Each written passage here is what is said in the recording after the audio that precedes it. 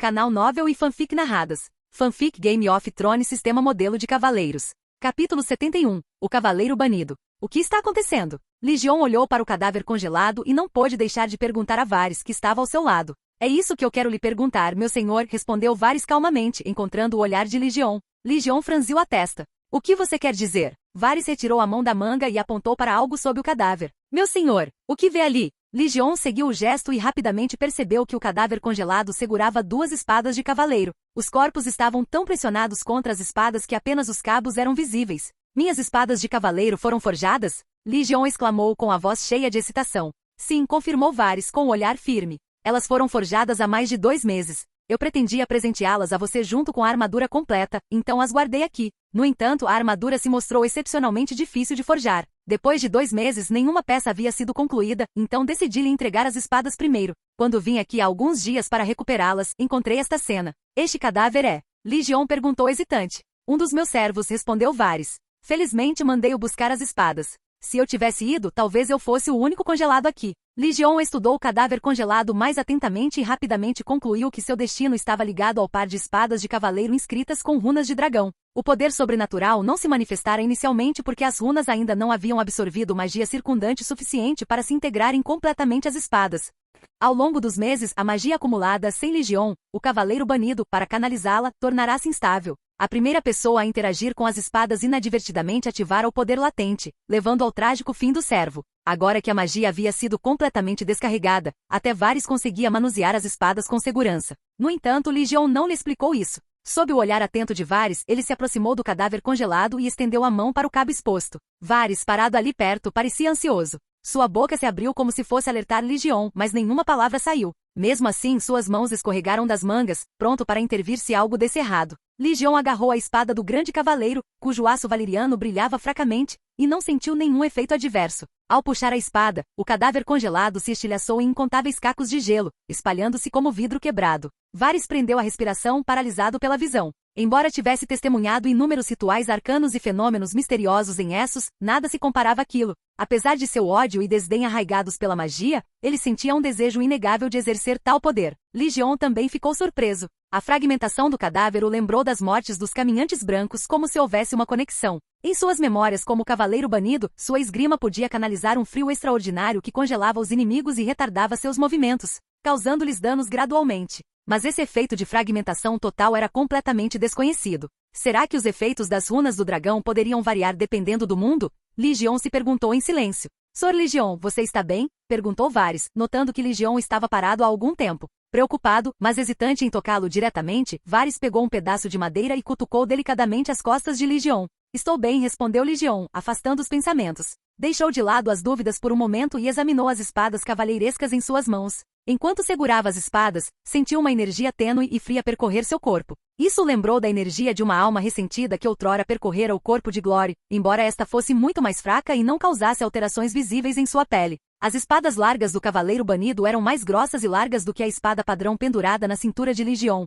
mas seu peso era surpreendentemente leve, comparável ao de uma espada de aço puro. As runas de dragão gravadas nas lâminas estavam perfeitamente integradas com superfícies lisas e sem emendas, como se as runas tivessem se incorporado naturalmente ao metal. Esse fenômeno, conhecido como precipitação da runa do dragão, indicava que as runas haviam se fundido completamente com as espadas e começado a produzir efeitos. Lysion havia inscrito as espadas com 3 tipos de runas: gelo, tempestade e relâmpago. Por enquanto, apenas a runa de gelo havia sido ativada. As outras 2 precisaram de mais tempo para absorver e se harmonizar com a magia antes de poderem despertar. Você está satisfeito? Perguntou Varys. Sim, muito bom, perfeito. Lysion deu uma avaliação alta. Ótimo, assentiu Varys. Vamos subir primeiro. Preparei um par de bainhas de espada para você. As que você tem agora provavelmente não servirão nestas espadas. Com isso, ele se virou e voltou pelo mesmo caminho que tinham vindo e Lysion seguiu. Após retornarem à superfície, Varys instruiu Lysion a esperar um momento e logo retornou com um par de bainhas de espada. As bainhas feitas de couro de algum tipo de réptil eram do tamanho perfeito para o par de espadas de aço valeriano dos cavaleiros.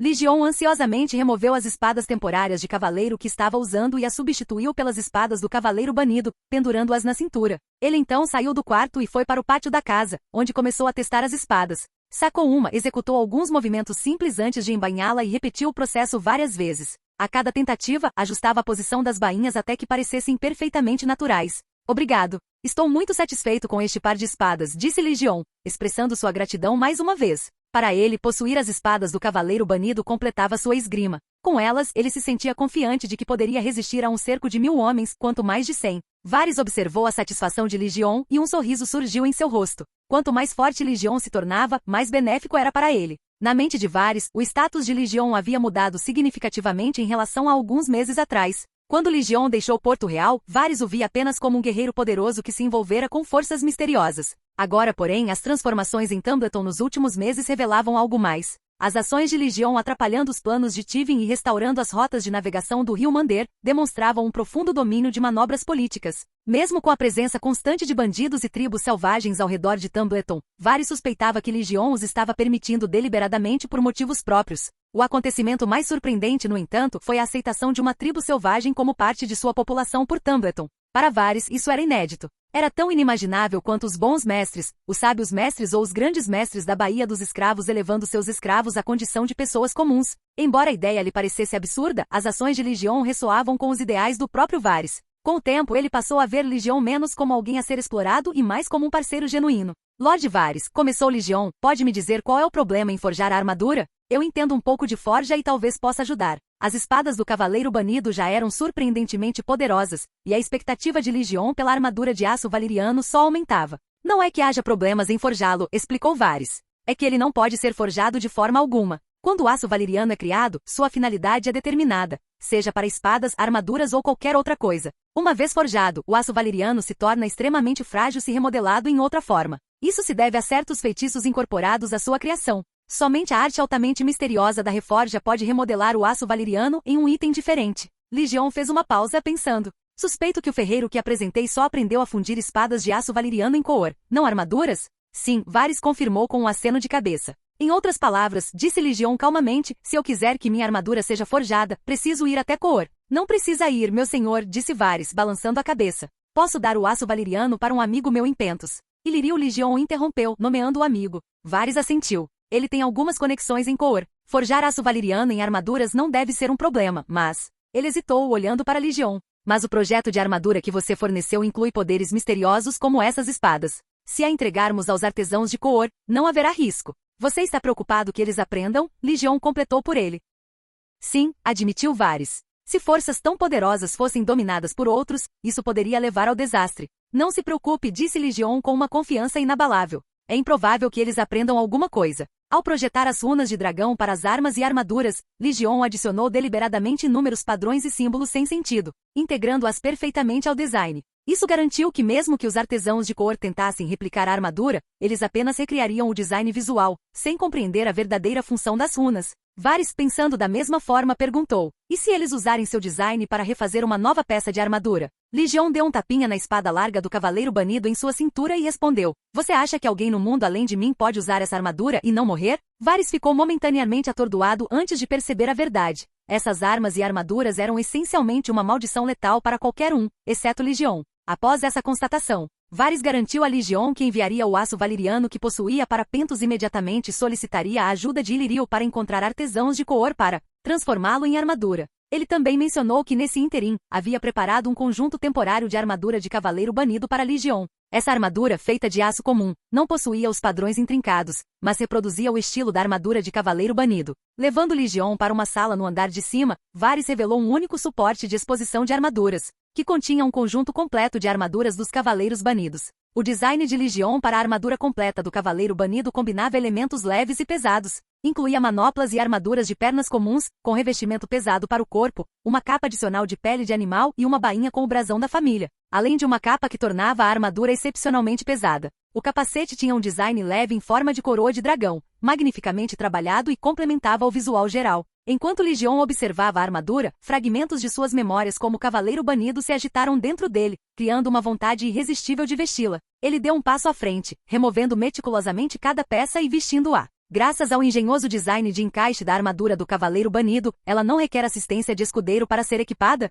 um forte contraste com a maioria das armaduras de cavaleiro deste mundo. Uma vez totalmente blindado, Legion se moveu para testar seu ajuste e funcionalidade. Apesar do peso considerável, que deixaria uma pessoa comum com dificuldade para andar, a destreza física excepcional de Legion permitiu que ele se movesse com facilidade. Começou com movimentos simples, testando a amplitude de movimento de cada articulação. Satisfeito, progrediu para movimentos mais dinâmicos, esquivando-se e esquivando-se no espaço confinado da sala. Por fim, realizou manobras acrobáticas, incluindo cambalhotas no ar, tudo isso enquanto vestia a armadura completa. Varys estava por perto, completamente atônito. Ele tinha plena consciência do peso da armadura, só a capa, a bainha e as ombreiras já eram pesadas o suficiente para imobilizar a maioria dos homens fortes. No entanto, Lysion se movia com tanta agilidade e precisão que parecia não usar nada mais pesado do que tecido. Para Varys, essa demonstração ofereceu uma visão profunda da força extraordinária de Lysion.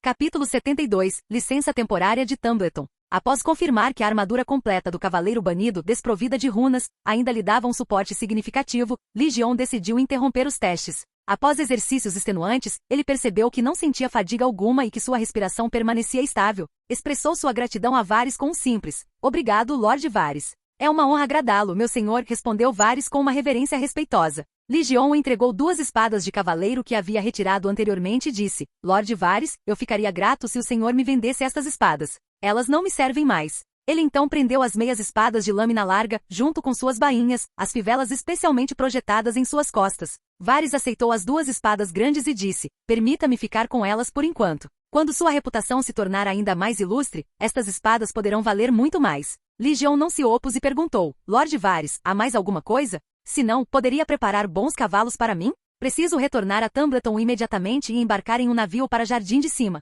Varys pareceu surpreso e perguntou cautelosamente: "Você está indo para Jardim de Cima? Recebeu alguma ordem de lá?" Lysion lançou-lhe um olhar penetrante. "Seus passarinhos parecem ter alguma coisa em comum. Mesmo segredos como este não escapam ao alcance deles." "Não era o meu passarinho", disse Varys com um sorriso fraco. "Eu deduzi. Sua tarefa de suprimir os bandidos ainda não foi concluída. Se você está deixando Tumbleton, deve ser por ordem de Jardim de Cima." Lysion sorriu e perguntou: "Então me diga, Lord Varys, você pode deduzir por que Lord Mace ordenou que eu largasse tudo e retornasse para Jardim de Cima?" Varys parou para pensar antes de responder. "Suspeito que esteja relacionado ao torneio em Godsgrace em 2 meses." "Minha nossa", repetiu Lysion com uma expressão confusa. "Isso não faz parte de Dorne?" Varys assentiu levemente com um tom de admiração. Lord Vilas Tyrell há muito se dedica a amenizar a animosidade secular entre a Campina e Dorne. Ao longo dos anos, ele convenceu certos lordes e nobres de ambos os lados a considerarem a reconciliação. Este torneio, realizado no Castelo dos Deuses em Godsgrace, contará com a presença da maioria dos lordes e nobres de Dorne. Vilas planeja trazer herdeiros da Campina que compartilhem sua visão para participar do torneio, usando o evento para redigir um acordo de paz com a liderança de Dorne. Lysion não pôde deixar de sentir que os esforços de Vilas Tyrell eram excessivamente idealistas. A inimizade entre Dorne e a Campina se estendia por milênios. Uma animosidade tão arraigada não podia ser simplesmente apagada por meio de negociações ou trocas cerimoniais. Ele perguntou em dúvida: "A Rainha dos Espinhos aprova isso?" Embora Varys admirasse a determinação de Vilas, ele era realista quanto ao resultado. A Rainha dos Espinhos não se opôs aos planos dele, mas acredito que ela pretende usar isso como lição. Quando os esforços de Lord Vilas inevitavelmente fracassarem, isso poderá trazê-lo de volta à realidade. Lysion compreendeu. "Então fui convocado para Jardim de Cima para servir como escolta de Lord Vilas Tyrell e garantir sua segurança." Varys assentiu. "Parece provável. Quem mais seria mais adequado para o papel do que você, o espadachim número 1 dos 7 reinos?" "Droga!" Lysion praguejou internamente quando um pensamento perturbador o atingiu. Fora durante um certo torneio que Vilas Tyrell lutara contra a Víbora Vermelha, sofrendo a lesão que o deixará incapacitado. Se aquele fosse de fato aquele torneio em Godsgrace, a situação poderia se complicar muito mais. Agora, como guarda-costas de Vilas Tyrell, Lysion seria responsável por qualquer contratempo. Se Vilas retornasse ferido a Jardim de Cima, Lysion provavelmente enfrentaria a ira da Casa Tyrell. O sucesso nessa tarefa não oferecia recompensas, mas o fracasso poderia trazer consequências graves. Um pensamento fugaz lhe passou pela cabeça: por que não finjo estar doente e evito essa confusão? No entanto, após um momento de reflexão, Lysion decidiu não fazê-lo. Ele retornaria a Jardim de Cima e assumiria a função de guardião de Vilas Tyrell. Além da oportunidade de interagir com o povo de Dorne, outro motivo o impulsionava. Ele se lembrou do cavalo que Liege Falvel mencionara, encontrado perto do castelo de Godsgrace. Esta poderia ser sua chance de capturá-lo e presenteá-lo à Nimeria. Quanto à lesão de Vilas, Lysion resolveu lembrá-lo do risco caso necessário. Se Vilas ignorasse o aviso e acabasse se machucando, Lysion sentia que não era problema dele. Afinal, a lesão seria sofrida durante o torneio, deixando Lysion isento de culpa, independentemente do resultado. Chegando a essa conclusão, Lysion imediatamente instruiu Varys a preparar os cavalos para sua jornada de volta a Tumbleton.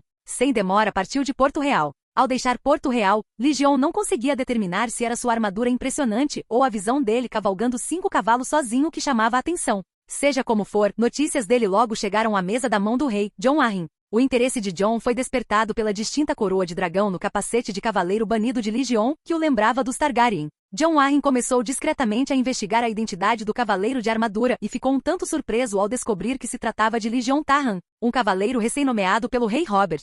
Ao descobrir que Varys havia criado a armadura para Lysion, Jon ficou ainda mais curioso. Ele não havia percebido que a conexão entre os dois era próxima o suficiente para que Varys concedesse um presente tão caro. Essas investigações, conduzidas sem o envolvimento direto de Jon, aumentaram seu interesse por Lysion e Varys. Seus nomes foram discretamente adicionados a um registro particular de indivíduos que ele considerava potencialmente suspeitos, uma lista que não parava de crescer. Cada vez que Jon revisava essa lista, sentia uma inquietante sensação de estar cercado por inimigos, o que aumentava seu fardo. Essa crescente inquietação fez Jon refletir sobre sua necessidade de apoio confiável. Um nome mencionado recentemente por seu subordinado se destacou, Petyr Baelys. No entanto, Jon rapidamente descartou a ideia de envolver Petyr devido aos rumores de um relacionamento inapropriado entre ele e sua esposa, Lysa. Tal homem não poderia ser permitido perto de Porto Real, pelo menos não antes de Jon e Lysa terem um herdeiro. Enquanto isso, Lysion, sem saber que havia chamado a atenção de Jon Arryn, prosseguiu sua jornada. Mesmo que soubesse, não se importaria. Enquanto permanecesse leal à dinastia Baratheon,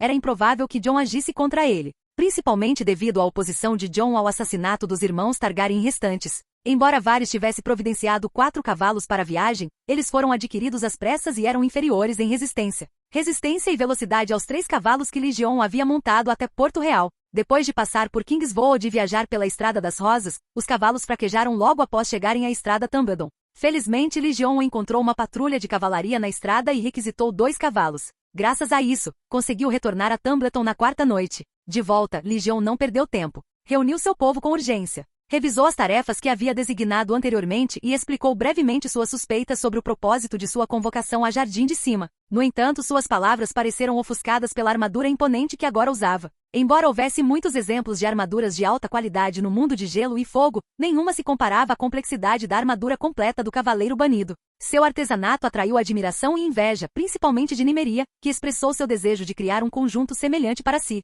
Curiosa, Nymeria fez 2 perguntas: como Lysion conseguia executar funções corporais básicas enquanto usava a armadura e se era insuportável usá-la. Lysion respondeu prontamente às suas perguntas. Embora a armadura parecesse ser uma peça única, na verdade era composta por mais de 30 partes individuais conectadas por argolas e fivelas. Esse design permitia total mobilidade, permitindo que Lysion realizasse cambalhotas e outros movimentos ágeis. Em relação às funções corporais, Lysion explicou que a armadura podia ser removida quando necessário. Fivelas de liberação rápida garantiam que uma pessoa pudesse vesti-la ou tirá-la facilmente. Quanto à questão de a armadura ser abafada, Lysion admitiu que não tinha certeza. Normalmente, as runas de dragão incrustadas na armadura evitariam qualquer desconforto causado por calor ou sufocamento. Embora a armadura de Lysion não possuísse as runas de dragão, as 2 espadas largas dos cavaleiros banidos em sua cintura possuíam. Quando usadas, as espadas proporcionavam a Lysion uma sensação refrescante e confortável, evitando que ele se sentisse superaquecido ou sufocado. A princípio, a atenção de Nymeria foi atraída inteiramente para a aparência impressionante da armadura e não para as espadas. Só quando notou o punho de osso de dragão de uma das espadas grandes é que percebeu que Lysion havia recolocado suas armas. A própria Nymeria possuía um pedaço de osso de dragão, supostamente feito com os restos mortais de dragões que pereceram durante a Dança dos Dragões. Passado pela Casa Footry, era uma relíquia com a qual ela brincava desde a infância, o que a tornou familiarizada com sua textura característica. Como uma criança ansiosa para exibir um novo brinquedo, Lysion demonstrou de bom grado suas novas espadas para Nymeria. Ele sacou uma das espadas largas do Cavaleiro Banido e a entregou a ela. Embora as runas de dragão na espada tivessem absorvido magia significativa, elas estavam seladas pela influência de Lysion. Como resultado, a lâmina não representava perigo para os outros e era apenas fria, como uma arma forjada em gelo. Tão frio, exclamou Nymeria enquanto agarrava o cabo de osso de dragão, despreparada para o frio glacial. Assustada, ela rapidamente soltou a espada e se virou para Lysion. O que está acontecendo? Esta espada é encantada, explicou Lysion com naturalidade. Encantada? Como os artefatos míticos? Perguntou Nymeria com o rosto em uma mistura de espanto e curiosidade enquanto olhava para a lâmina.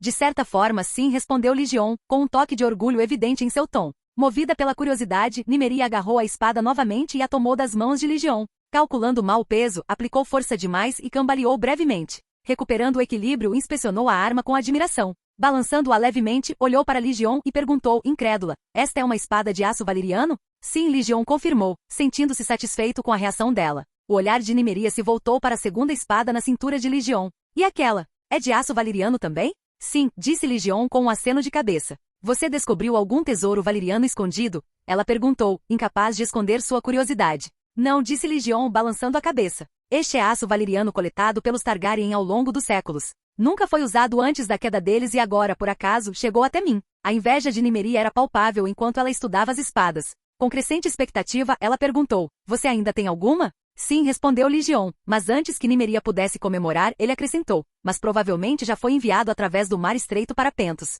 Por que enviar para Pentos? Nymeria perguntou, confusa. Quero que seja reforjada e transformada em uma armadura, explicou Ligion com franqueza. Só os ferreiros de Coor, da Aliança das Cidades Livres, têm a habilidade de trabalhar o aço valeriano. Armadura? Você vai transformar aço valeriano em armadura? Nymeria o encarou, incrédula. Sim, disse Ligion, apontando para a armadura completa do cavaleiro banido que ele usava. Quero uma réplica exata desta armadura, mas feita inteiramente de aço valeriano. Por um momento, Nymeria pareceu querer dar um soco nele, mas se conteve, lembrando-se da força de Ligion. Cerrando os dentes, ela disse, não quero mais falar com você hoje. Apesar de suas palavras, Nymeria estava no cais para se despedir de Ligion quando ele embarcou no navio mercante com destino a Jardim de Cima. Ela o incentivou a retornar o mais rápido possível. Traga um presente para você quando voltar, disse Ligion enquanto ordenava que seu cavalo, Glory, ficasse no porão de carga. Então virou-se para Nymeria. Nymeria, suspeitando que Ligion pudesse visitar Godsgrace durante sua jornada, entendeu o que ele queria dizer com presente. Sorrindo, ela respondeu, estarei ansiosa por isso.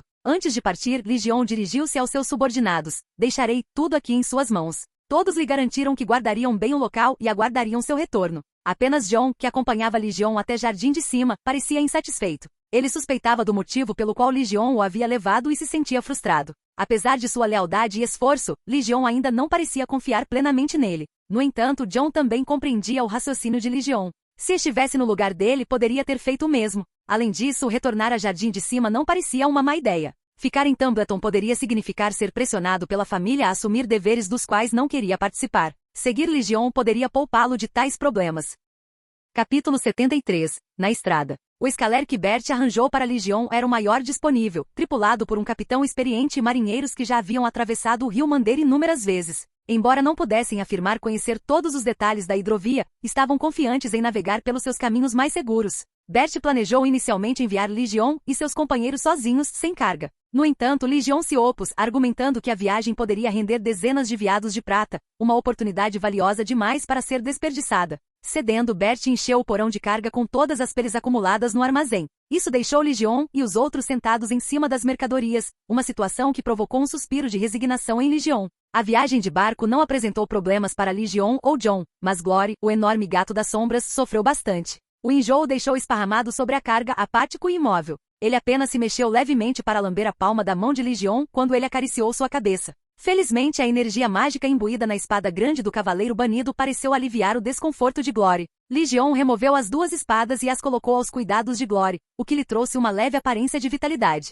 Apesar da aparente miséria de Glory, sua mera presença a bordo da nave foi suficiente para cativar a tripulação. Para aqueles que só tinham ouvido histórias sobre o enorme gato das sombras, até mesmo seu estado subjugado inspirava admiração e espanto. A navegação noturna foi estritamente evitada para minimizar os riscos, então o navio se moveu a meia velocidade após o anoitecer. Somente com o amanhecer, quando a neblina do rio se dissipou, o capitão deu a ordem para retomar a velocidade máxima. Ao meio-dia chegaram à Ponte Amarga, reduzindo quase meio-dia do tempo normal de viagem. Enquanto o navio passava sob a ponte de pedra em arco que atravessava o Mander, o olhar de Ligion se deteve no castelo de Ponte Amarga, em cada extremidade. Uma pontada de emoção o atingiu. Há poucos meses, ele cruzara aquela mesma ponte como um mero escudeiro. Agora, retornava como um cavaleiro, impondo respeito e trazendo o reconhecimento do rei. A lembrança do filho de um ferreiro que um dia lhe causará problemas veio à tona, levando Ligion a questionar Jon sobre o homem. Jon, que escapara por pouco da morte diante da ira vingativa do senhor de Ponte Amarga, compartilhava da curiosidade de Ligion. Após refletir por um momento, Jon disse, alguém o viu nas docas de Thor, em Dorne, embarcando em um cargueiro com destino ao outro lado do Mar Estreito. Acho que ele fugiu. Ligion apenas assentiu diante da notícia, sem demonstrar nenhuma emoção. O navio não parou em Bitterbridge, mas continuou rio abaixo. O trecho do rio entre Bitterbridge e Longtable era notavelmente plano. Para manter um ritmo razoável, o navio dependia do vento e de remos adicionais. A irregularidade do terreno também fazia com que sedimentos rio acima se acumulassem, criando uma planície deltaica fértil. Combinada com os depósitos de lodo do afluente Bluebur, essa região era rica o suficiente para produzir diversas safras anualmente com esforço mínimo. No entanto, a proximidade da Estrada da Rosa e das montanhas ao redor a tornava um refúgio para bandidos. particularmente invasores dorneses que a atravessavam para saquear e fugiam de volta para Dorne. A constante ameaça de violência impedia o cultivo, apesar da incrível fertilidade da terra. À medida que o Lorde Supremo de Jardim de Cima começou a expurgar os bandidos, cresciam as esperanças de que esta região logo se tornaria uma área vital de produção de grãos para a Casa Tyrell. Enquanto navegava, Lysion ocasionalmente avistava patrulhas de cavalaria e fazendeiros esfarrapados caminhando penosamente pela estrada fluvial. Seus movimentos refletiam a determinação de Jardim de Cima em trazer ordem àquela terra. O lento avanço do barco o levou à confluência dos rios Bluebur e Mander no final da noite, marcando sua chegada ao território da casa Merrywerter de Longtable. Após um dia e uma noite de viagem, a tripulação estava visivelmente fatigada. O capitão ordenou que o barco atracasse no pier de Longtable para descansar antes de prosseguir. O pier de Longtable, localizado em uma curva natural do rio a leste do castelo, parecia recém-construído. Embora as instalações estivessem incompletas devido à escassez de recursos e mão de obra, o cobrador de impostos já havia iniciado as operações, garantindo que o pier funcionasse apesar de suas deficiências. Enquanto o navio de Lysion estava atracado no pier, o cobrador de impostos se aproximou para cobrar a taxa de trânsito. Como era tarde da noite e não havia luz, Glory, tendo mudado sua pelagem de volta para o preto, misturou-se perfeitamente às sombras e passou despercebida pelo cobrador de impostos. Quando o capitão apresentou o certificado de isenção de impostos com o selo de Lysion, a expressão do cobrador de impostos se azedou. Ele resmungou palavrões baixinho e saiu frustrado. Por sua atitude, era evidente que os senhores ao longo do rio Mander guardavam um ressentimento significativo em relação às isenções fiscais de Lysion. Owen Merrywerter de Longtable Hall era conhecido como um dos poucos monarquistas convictos da Campina. Durante o reinado do Rei Louco, ele foi exilado de Westeros após ser despojado de suas terras e títulos por não ter conseguido derrotar Robert Baratheon durante a rebelião. No entanto, rumores sugeriam que Owen, que servia como mão do rei na época, já havia percebido que a dinastia Targaryen estava condenada. Supostamente, ele havia intencionalmente permitido que Robert vencesse, dando-lhe o tempo necessário para consolidar seu poder. Esses rumores pareciam críveis, pois após a ascensão de Robert, a mão do rei Jon Arryn enviou agentes a Essos para localizar Lord Owen e sua família, restaurando suas terras e títulos. Consequentemente, Lord Owen tornou-se profundamente leal ao rei Robert. Embora nominalmente vassalo de Jardim de Cima, na prática, ele recebia ordens diretamente do Trono de Ferro, servindo como uma presença real fundamental na Campina. Essa lealdade alimentou o ressentimento de Owen em relação às diretrizes de Jardim de Cima, incluindo as isenções fiscais concedidas a Lysion pelo Lord Tyrell. Owen via essas políticas como uma tentativa de expropriar a riqueza de seus vassalos, e sua perspectiva influenciou muitos dos oficiais de escalão inferior de mesa longa. Para Lysion, porém, essa animosidade era de pouca importância. Contanto que nenhum obstáculo deliberado fosse colocado em seu caminho, não havia necessidade de conflito. Depois de descansar durante a noite, o navio de Lysion zarpou antes do nascer do sol. Depois de passar por Longtable, o rio Mander entrou em sua seção intermediária, onde as águas fluíam mais rapidamente, porém eram mais rasas. Inúmeros bancos de areia e recifes pontilhavam o rio, representando desafios à navegação. Felizmente, a correnteza não era muito forte, permitindo tempo suficiente para evitar os perigos à medida que eram avistados. O capitão instruiu um marinheiro de olhar atento a subir na amurada e ficar de guarda, guiando o barco em segurança pelas águas traiçoeiras. Nos trechos intermediários, mais barcos apareceram no rio. Eram embarcações pequenas e ágeis, hábeis em zigue-zaguear pelos densos bancos de areia e recifes. Embora transportassem carga limitada, sua manobrabilidade era incomparável. Contudo, a chegada dos escaleres de Tumbleton havia tomado parte de seus negócios, gerando ressentimento entre suas tripulações. Ainda assim, os escaleres, tipicamente escoltados por guardas armados com bestas, não enfrentavam retaliação direta, apenas cuspidas ocasionais ou xingamentos murmurados ao passarem. Como o rio era perigoso demais para navegar à noite, o navio de Lysion atracou em um pier improvisado em uma pequena vila de pescadores chamada Frefruit Village antes do anoitecer. A vila estava situada em uma curva natural do rio, ideal para atracar. Ao lado do navio de Lysion, mais de 20 barcos estavam ancorados ali, incluindo 13 barcos de remos longos de Tumbleton. Esta vila de pescadores ficava dentro do território de Ciderhall. Por estar na periferia do domínio, parecia desvalorizada por seus governantes. Se Ciderhall tivesse reconhecido sua importância estratégica, o pier já poderia ter sido expandido 3 ou 4 vezes. O grande número de barcos atracados, cada um equipado com escoltas armadas, dava à área um ar de segurança, levando muitos a baixar a guarda. Na manhã seguinte, quando a névoa do rio se dissipou, as tripulações de vários barcos começaram a gritar que suas mercadorias haviam sido roubadas durante a noite. Felizmente, as perdas foram mínimas. Ao contrário dos outros que não faziam ideia de quem eram os culpados, Lysion vira tudo pelos olhos de Glory na noite anterior. Ele observara os ladrões emergindo da água, subindo nos barcos, roubando as mercadorias e recuando para a pequena vila de pescadores. Os navios visados eram todos de Gracie Valley, localizado rio acima no Bluebur. Transportavam mercadorias das terras da tempestade. Embora ainda não houvesse competição direta com a navegação de Tumbleton, Lysion acreditava que tal rivalidade era inevitável. Por esse motivo, ele achou o infortúnio deles um tanto satisfatório. O trecho do rio além da vila de pescadores mostrou-se mais fácil de navegar, com menos bancos de areia e recifes. Pouco depois do meio-dia, os escaleres chegaram ao Cider Hall. Ao chegarem, o imponente castelo Fossovai surgiu à vista, atravessando o rio Mander. Quase todos os viajantes que por ali passavam ficavam impressionados com sua grandiosidade, um testemunho da rica herança da casa Fossovai. Entre as casas mais antigas de Derrit, a casa Fossovai remonta sua linhagem a Foz, o arqueiro, filho de Gart, o Mão Verde. Sua ancestralidade os colocava logo abaixo da casa Gardener, os descendentes primogênitos de Gart. Quando a casa Gardener caiu diante de Aegon, o Conquistador, muitos acreditavam que os Fossovai eram os herdeiros legítimos de Jardim de Cima. Em vez disso, a casa Tyrell, outrora mordomos da casa Gardener, assumiu o controle. Para os Fossovai, isso era semelhante a servos roubando a herança do mestre.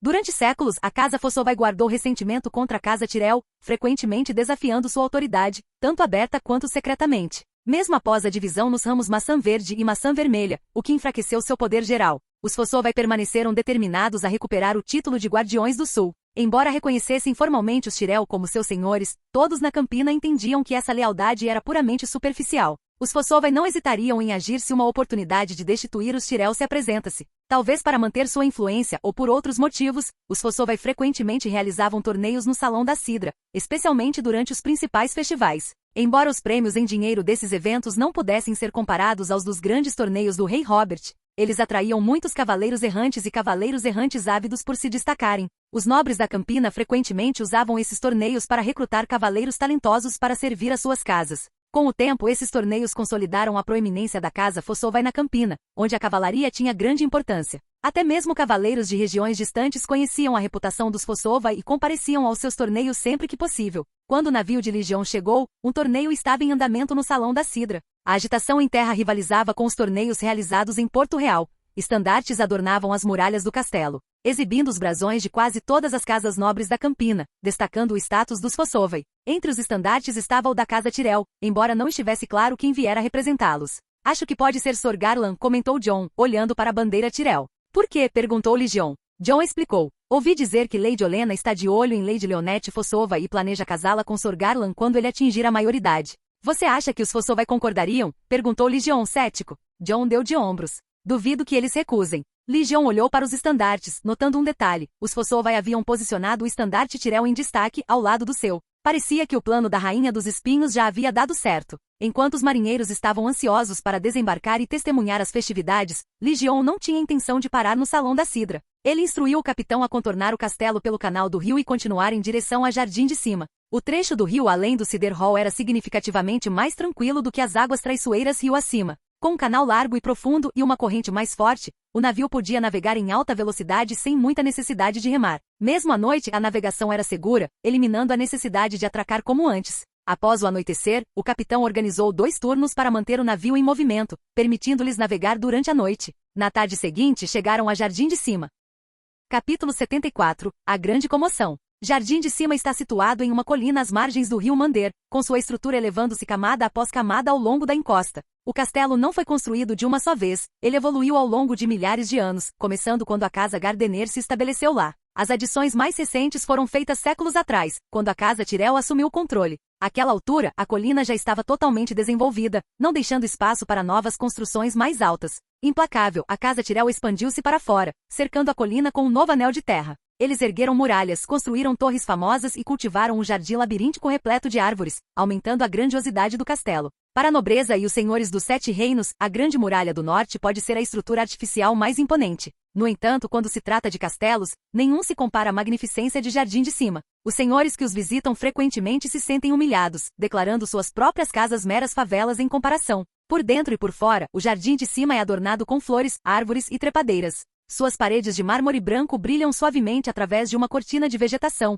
projetando um brilho sereno sob a luz do sol. O ar é perpetuamente rico com a fragrância das plantas em flor, criando uma atmosfera que nos faz sentir profundamente conectados à natureza. Há uma lenda que diz que o jardineiro da casa rezou aos deuses antigos quando o Jardim de Cima foi construído, recebendo suas bênçãos para um clima perpétuo e colheitas abundantes. Ao redor do castelo, vastas terras agrícolas e pomares se estendem além do horizonte. Das torres do castelo, avista-se esta extensão infinita de terra fértil pontilhada por centenas de aldeias. Aqui, o conceito de fome é estranho. Enquanto uma pessoa tiver forças para trabalhar, pode comer à vontade. Muitos acreditam que esta terra é o paraíso na terra. A área da muralha noroeste de Jardim de Cima até o rio Mander forma a cidade externa. Uma ponte costeira atravessa o rio, ligando a cidade diretamente a este distrito. A cidade externa conta com uma movimentada área portuária, centros comerciais e animados bairros de tavernas, mas sem favelas. As docas são particularmente extensas, ladeando quase toda a margem do rio. Uma contagem rápida revela mais de 30 docas em uso. Mesmo assim, quando o navio de Legion chegou, todas as docas estavam ocupadas.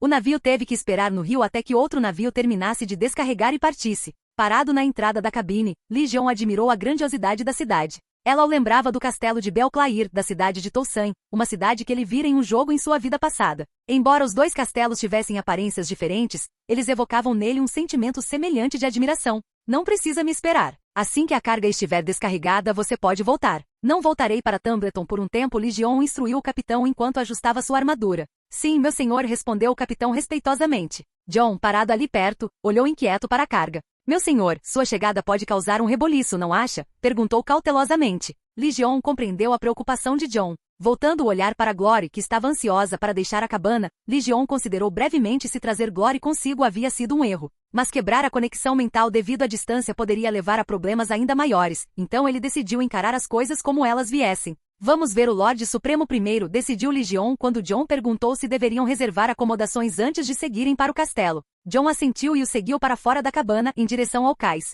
Legion pisou nas tábuas de madeira com Glory saltando ao seu lado. Assim que os membros de Glory tocaram o chão, uma onda de pânico percorreu os estivadores. Gritos irromperam e as pessoas se espalharam em todas as direções. Algumas até mergulharam na água, nadando para longe em puro terror. Embora Legion e John já previssem tal reação, testemunhá-la em primeira mão os deixou divididos entre o divertimento e a exasperação. Enquanto isso, a causa da comoção, Glória, parecia completamente alheia. A criatura espreguiçou-se preguiçosamente no cais, sacudindo a rigidez da longa viagem de barco. A comoção atraiu a atenção dos guardas de Jardim de Cima. 2 esquadrões de 30 lanceiros avançaram pela rua em direção ao cais. No entanto, ao verem Glória, os soldados vacilaram. Sua coragem vacilou e suas pernas ameaçaram ceder. Apesar do medo, eles se mantiveram firmes, mantendo a formação. Legion não pôde deixar de admirar o desempenho dos soldados da guarnição da Casa Tyrell. Parece que a capacidade dos Tyrell de manter o cargo de protetores do sul não se deve apenas à sua perspicácia política, pensou ele. Naquele momento, John deu um passo à frente e se dirigiu aos 2 capitães da guarnição em voz alta, Sonor e Conte. Vocês 2 já se esqueceram de mim depois de apenas alguns meses? Ao ouvir a voz familiar, os 2 capitães saíram do pânico.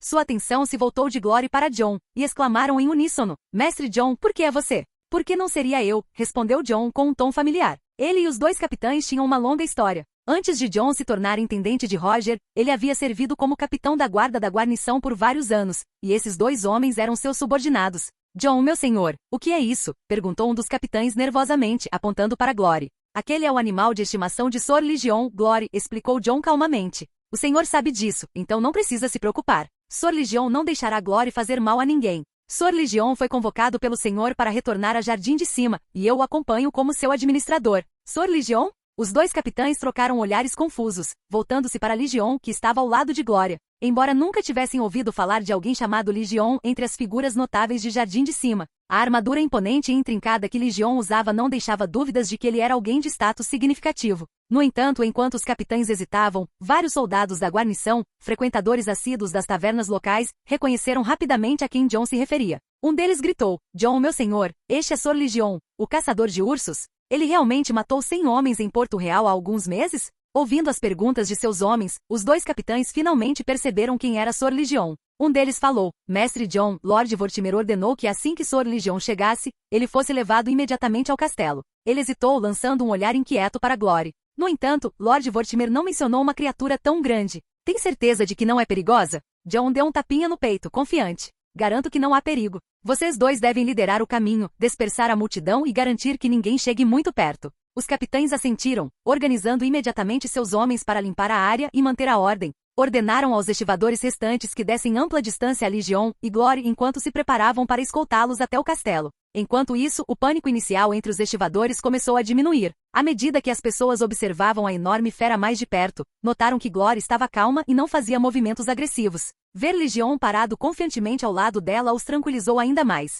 Para muitos, Glory agora parecia mais uma criatura exótica e treinada do que um animal selvagem e perigoso. A curiosidade logo começou a substituir o medo. Espectadores que se escondiam em cantos ou prédios agora espiavam, cochichando entre si sobre o misterioso cavaleiro e sua enorme companheira. Alguns se aventuraram a se aproximar, embora mantivessem uma distância segura, maravilhados com a visão. Em meio à multidão murmurante, alguns reconheceram Jon. Seu papel anterior como capitão da guarda da guarnição o tornará uma figura familiar em Jardim de Cima. Aqueles que conheciam sua posição atual como intendente rapidamente deduziram a identidade do cavaleiro de armadura pesada que Jon tratava com tanto respeito. Enquanto Lysion guiava Glory, seguindo o guarda-líder em direção à entrada do castelo, gritos de caçador de ursos. Caçador de ursos, ecoaram de algumas pessoas que estavam nas casas ao longo da estrada. Eram indivíduos que haviam adivinhado a identidade de Lysion e eram fãs de A Canção do Caçador de Ursos. Lysion ouviu os gritos, lançou um breve olhar na direção deles, acenou com a mão em reconhecimento e continuou sem parar. Esse simples gesto foi suficiente para confirmar sua identidade, e Lysion ficou surpreso ao ver o quão longe sua reputação havia se espalhado em Jardim de Cima. Vinho, poesia e lendas cavalheirescas eram centrais na cultura de Jardim de Cima. De nobres lordes a plebeus, todos eram apaixonados por esses temas românticos. Entre eles, A Canção do Caçador de Ursos cativou a região como nenhuma outra obra em décadas. Alguns diziam que até mesmo no século passado. Mais do que uma melodia popular, a canção revolucionou a arte da poesia, rompendo com as formas tradicionais e inspirando um novo sistema de composição. Em Jardim de Cima, os bardos acolheram com entusiasmo a inovação da canção. Estudaram cada nota e letra, criando a escola de cantos do Caçador de Ursos em apenas alguns meses. Mas enquanto os bardos se concentravam na arte da canção, as pessoas comuns ficavam fascinadas por seu conteúdo, que pintava imagens vívidas das façanhas de Lysion. Antes mesmo de Lysion chegar a Porto Real, a Canção do Caçador de Ursos já havia chegado a Jardim de Cima e se tornado um clássico em suas tavernas. Quando chegou, sua lenda já havia se espalhado por toda a cidade. O retorno de Lord Tyrell, acompanhado por aqueles que haviam comparecido ao torneio, colocou mais lenha na fogueira. As histórias dos feitos de Lysion, como receber filhotes do Gato das Sombras na Mata do Rei, participar do torneio, matar 100 homens e ganhar o título de Cavaleiro do Rei, ganharam nova vida. O fato de essa figura lendária ter vindo da Campina tornava as histórias ainda mais emocionantes para os moradores locais. Para o povo de Jardim de Cima, Lysion, o caçador de ursos, tornará-se um ídolo quase mítico. A notícia de que ele aceitara a missão do Senhor para reprimir bandidos ao norte de Ponte Amarga só aumentou a admiração. Muitos cavaleiros errantes já haviam partido para se juntar a ele, na esperança de compartilhar sua glória. Relatos posteriores dos triunfos de Lysion, sua derrota de milhares de bandidos, sua assistência à Senhora de Tumbleton na reconstrução da cidade e a reabertura da rota de navegação do Alto Rio Mander, apenas ampliaram sua reputação. Quando se espalhou a notícia de que o caçador de ursos Lysion havia chegado à periferia de Jardim de Cima, o distrito portuário fervilhava de entusiasmo. A notícia da enorme fera que o acompanhava, Glória, aumentou o fervor. As pessoas se espalharam pelas ruas, na esperança de avistar o homem e sua lendária companheira. Mas quando chegaram às ruas que levavam ao castelo, Lysion já se aproximava dos portões. Determinada a não perdê-lo, a multidão avançou em direção à entrada do castelo. Quando Lysion chegou à praça do castelo, ela já estava fervilhando de gente. Até os telhados das casas próximas estavam lotados de curiosos. 8 guardas da cidade externa lutavam para impedir que a multidão se aproximasse demais de Glory, cuja presença imponente causava uma mistura de espanto e apreensão. Lysion, parado ao lado de Glory na praça enquanto esperava por uma resposta de dentro do castelo, era uma figura marcante e inconfundível. Antes de vê-lo pessoalmente, todos tinham sua própria imagem de como seria o caçador de ursos. Mas ao contemplarem Lysion vestido com a armadura do Cavaleiro Banido, com a imponente glória dos Gatos das Sombras ao seu lado, ficou claro que a realidade excedia a imaginação. Ele era a personificação da figura lendária descrita em A Canção do Caçador de Ursos. Naquele momento alguém, fosse um bardo bem-humorado ou um encrenqueiro, de repente começou a cantar a canção do Caçador de Ursos. Outros bardos que observavam distraidamente juntaram-se rapidamente e logo em seguida, as pessoas comuns também começaram a cantar a letra familiar. Embora suas vozes se chocassem e se misturassem de forma desigual, o efeito era poderoso e vibrante, enchendo o ar com uma sensação de unidade e entusiasmo que fazia os corações dispararem e o sangue ferver. Por que você causou tanta comoção quando chegou? Ah, o que é isso? Vortimer, alertado pelos guardas do castelo, correu em direção aos portões. Antes mesmo de alcançá-los, os acordes da canção do Caçador de Ursos chegaram aos seus ouvidos, ecoando pela praça lá fora. Ao dobrar a esquina, gritou exasperado, mas interrompeu-se abruptamente ao ver a figura imponente de Glória. A visão do imponente Gato das Sombras o paralisou. Instintivamente recuou e colocou a mão no cabo da espada longa em sua cintura. Meu senhor, faz alguns meses desde que o vi pela última vez, mas você está tão animado como sempre, disse Lysion, dando um passo à frente para se colocar entre Glória e Vortimer, curvando-se cortesmente. Lysion? Você é Lysion? respondeu Vortimer, assustado com a voz que emergiu de trás do imponente capacete com crista de dragão. Seus olhos se voltaram para o cavaleiro trajado em uma armadura pesada e deslumbrante, e seu olhar se fixou no emblema de uma espada longa estampado perto da bainha. Lygeon tirou o capacete, segurou-o nas mãos e disse, sim, Lord Vortimer. Onde você conseguiu essa armadura? Perguntou Vortimer, com a voz carregada de descrença enquanto gesticulava para o traje intrincado. Sua reação foi compreensível. A armadura, com seu design ornamentado e construção de placas completas, era diferente de tudo que ele já tinha visto. Parecia impossivelmente pesada, e se Lygeon não tivesse simplesmente caminhado em sua direção usando-a, Vortimer poderia ter duvidado que alguém pudesse se mover usando-a. Um amigo me ajudou a fazer isso, respondeu Lygeon, deliberadamente vago. Vortimer não insistiu, embora a curiosidade brilhasse em seus olhos. Então sua atenção se voltou para Glória. É o seu filhote de gato das sombras? Perguntou, apontando para a criatura enorme. Sim, Lygeon confirmou com um aceno de cabeça. O olhar de Vortimer percorreu Glory, comparando seu tamanho atual com o que ele se lembrava do último encontro. Cresceu tanto assim em apenas alguns meses? Perguntou, incrédulo. Talvez seja comer muito, respondeu Lygeon com um leve sorriso. A expressão de Vortimer se transformou em descrença, claramente interpretando a resposta como leviana. Ele abriu a boca para fazer outra pergunta, mas foi interrompido por um coro alto de caçador de ursos. Caçador de ursos, irrompendo da praça em frente aos portões. Entrem. Se ficarem aqui fora, vão causar ainda mais caos, disse Vortimer, olhando para a multidão crescente. As pessoas se empurravam e se acotovelavam, a excitação se transformando em desordem. Sem hesitar, Vortimer ordenou aos guardas que abrissem os portões do castelo e deixassem Lygeon entrar. Quando Lygeon e Glória entraram e os portões se fecharam atrás deles, o fervor lá fora começou a diminuir. No entanto, a multidão não se dispersou completamente. Grupos permaneciam ali, reunidos em grupos, suas conversas animadas enquanto reviviam o espetáculo. A visão de Lygeon em sua armadura magnífica e a presença imponente de Glory deixaram uma profunda impressão. Agora as pessoas cochichavam e especulavam admiradas, juntando os pedaços dos eventos que acabavam de testemunhar.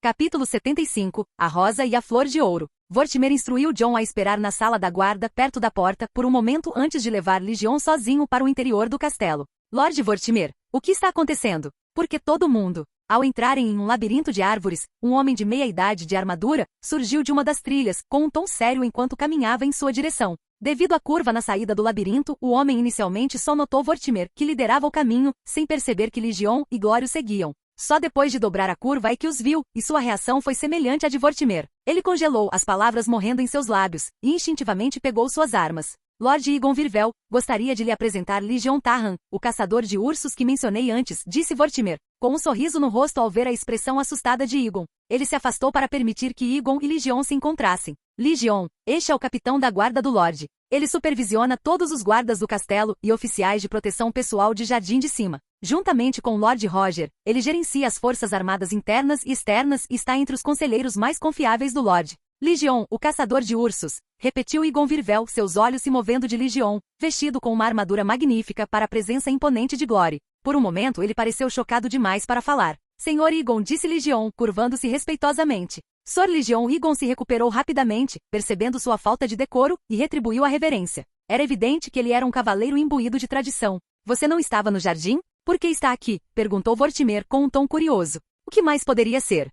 Egon gesticulou em direção aos portões do castelo. Um guarda relatou que uma grande multidão se reuniu na praça lá fora. Parece uma revolta. Uma revolta? Vortimer riu baixinho e se virou para Lygeon com um olhar divertido. Na sua primeira visita a Jardim de Cima, nada menos. Isso é inédito, certamente ficará registrado nos anais de Jardim de Cima do Mestre Lons. Enquanto brincava, Vortimer explicou os acontecimentos do lado de fora do castelo a Egon, cujo espanto só aumentou. Embora soubesse da popularidade da canção do caçador de ursos em Jardim de Cima, jamais imaginara que pudesse incitar tamanha comoção. Nem mesmo o retorno de Lord Tyrell durante um grande desfile havia atraído tanta atenção. Vá ao jardim e explique tudo. Eu levarei para ver o senhor, instruiu Vortimer. HM, murmurou Egon, lembrando-se de repente dos lordes e damas ainda perturbados no jardim. Eles precisavam de esclarecimentos para resolver o mal-entendido causado pelos guardas. Sem demora, ele se virou e desapareceu no labirinto, em direção ao jardim. Vortimer continuou a conduzir Lygeon em direção ao castelo. Ao longo do caminho, muitos guardas e servos pararam para observar Glory boquiabertos, sussurrando admirados enquanto passavam.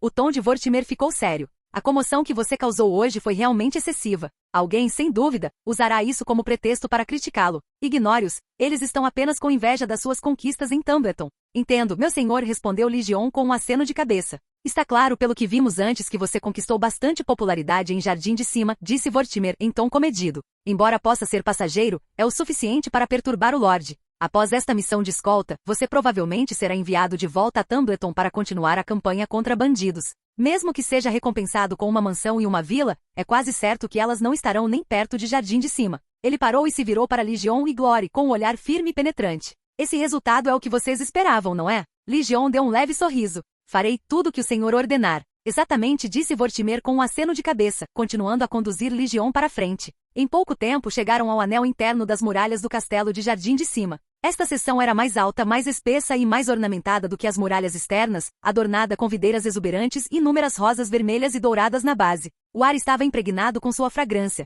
criando uma atmosfera mais próxima de um jardim do que de uma estrutura defensiva. Nesse momento, os guardas encarregados de proteger este lado da muralha da cidade estavam no portão, palpáveis em alerta. Embora o medo brilhasse inconfundivelmente em seus olhos ao olharem para a glória, eles se esforçavam para manter expressões severas. Vortimer gesticulou para que Legion se acalmasse por um instante antes de se adiantar para falar com os guardas. Enquanto isso, Legion, como qualquer pessoa que visse aquela parte da muralha da cidade pela primeira vez, olhava ao redor com grande curiosidade. No entanto, sua curiosidade tinha um quê de peculiar, uma influência das memórias do pacificador. Ao avistar o castelo, ele instintivamente avaliou seus pontos fracos e começou a simular mentalmente uma estratégia de ataque. Desde que obtivera as memórias do Cavaleiro Banido, elas se tornaram a influência externa dominante sobre ele. No entanto, a marca do pacificador não havia desaparecido completamente. Certos hábitos persistiam, como analisar as vulnerabilidades de um castelo e planejar como superá-las à primeira vista. No portão da cidade, as negociações de Vortimer encontraram resistência. Embora a identidade de Legion não fosse um problema, a presença intimidadora de Glory era outra questão. Os guardas temiam que Glory pudesse perder o controle repentinamente, representando uma ameaça aos indivíduos poderosos da cidade. Portanto, eles só permitiriam a entrada de Legion se Glory permanecesse acorrentada na área externa do anel. Vortimer, no entanto, sabia que essa era uma proposta perigosa. Deixar uma fera tão grande quanto Glory longe de seu dono já era arriscado o suficiente. Mas ele presenciara pessoalmente Glory morder uma gaiola de ferro em sua juventude. Agora adulta, nenhuma corrente comum a seguraria. Se contida e agitada, Glory poderia se libertar e causar estragos, potencialmente atacando indiscriminadamente. As consequências poderiam ser catastróficas, especialmente porque o distrito do Anel Exterior abrigava atualmente as nobres esposas e damas de Jardim de Cima. Se Glory machucasse qualquer uma delas, nem mesmo Vortimer escaparia de severas repercussões. Espere aqui um momento, eu irei ver o senhor primeiro. Vortimer instruiu Legion, gesticulando em direção a um pequeno jardim próximo,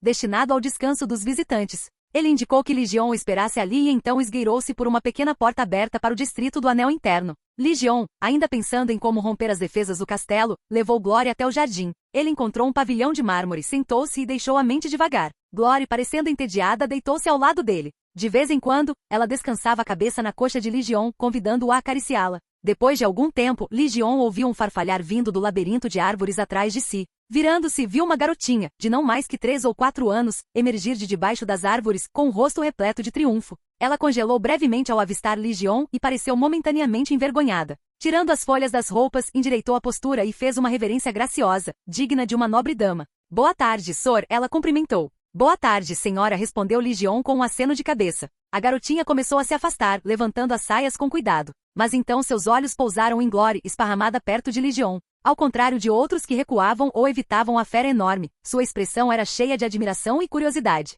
Com uma ousadia inesperada, ela se aproximou e estendeu a mão para tocar Glory. Sentindo o movimento, Glory se afastou, evitando a mão dela. A grande fera virou sua cabeça enorme, arreganhando os dentes em um rosnado de advertência e soltando um rosnado baixo e ameaçador. A garota, sem se deixar abater, estendeu a mão novamente. O temperamento de Glory se inflamou, seus instintos a incitando a atacar e mordê-la. No entanto, Legion estendeu a mão a tempo, colocando uma mão firmemente na cabeça de Glory enquanto usava a outra para bloquear delicadamente a mão da menina. Glory não gosta de ser acariciada, disse ele calmamente. Isso a deixa muito desconfortável, e quando um animal se sente desconfortável, ele vai querer morder. A garotinha assentiu como se tivesse entendido, retirando a mão. Ela se conteve para não tentar tocar em Glory novamente e, em vez disso, sentou-se ao lado de Legion. Seu olhar se deteve em Glory com curiosidade inabalável. Seu nome é Glory? Perguntou ela. Sim, respondeu Legion casualmente. A curiosidade da garota aumentou. É um gato das sombras?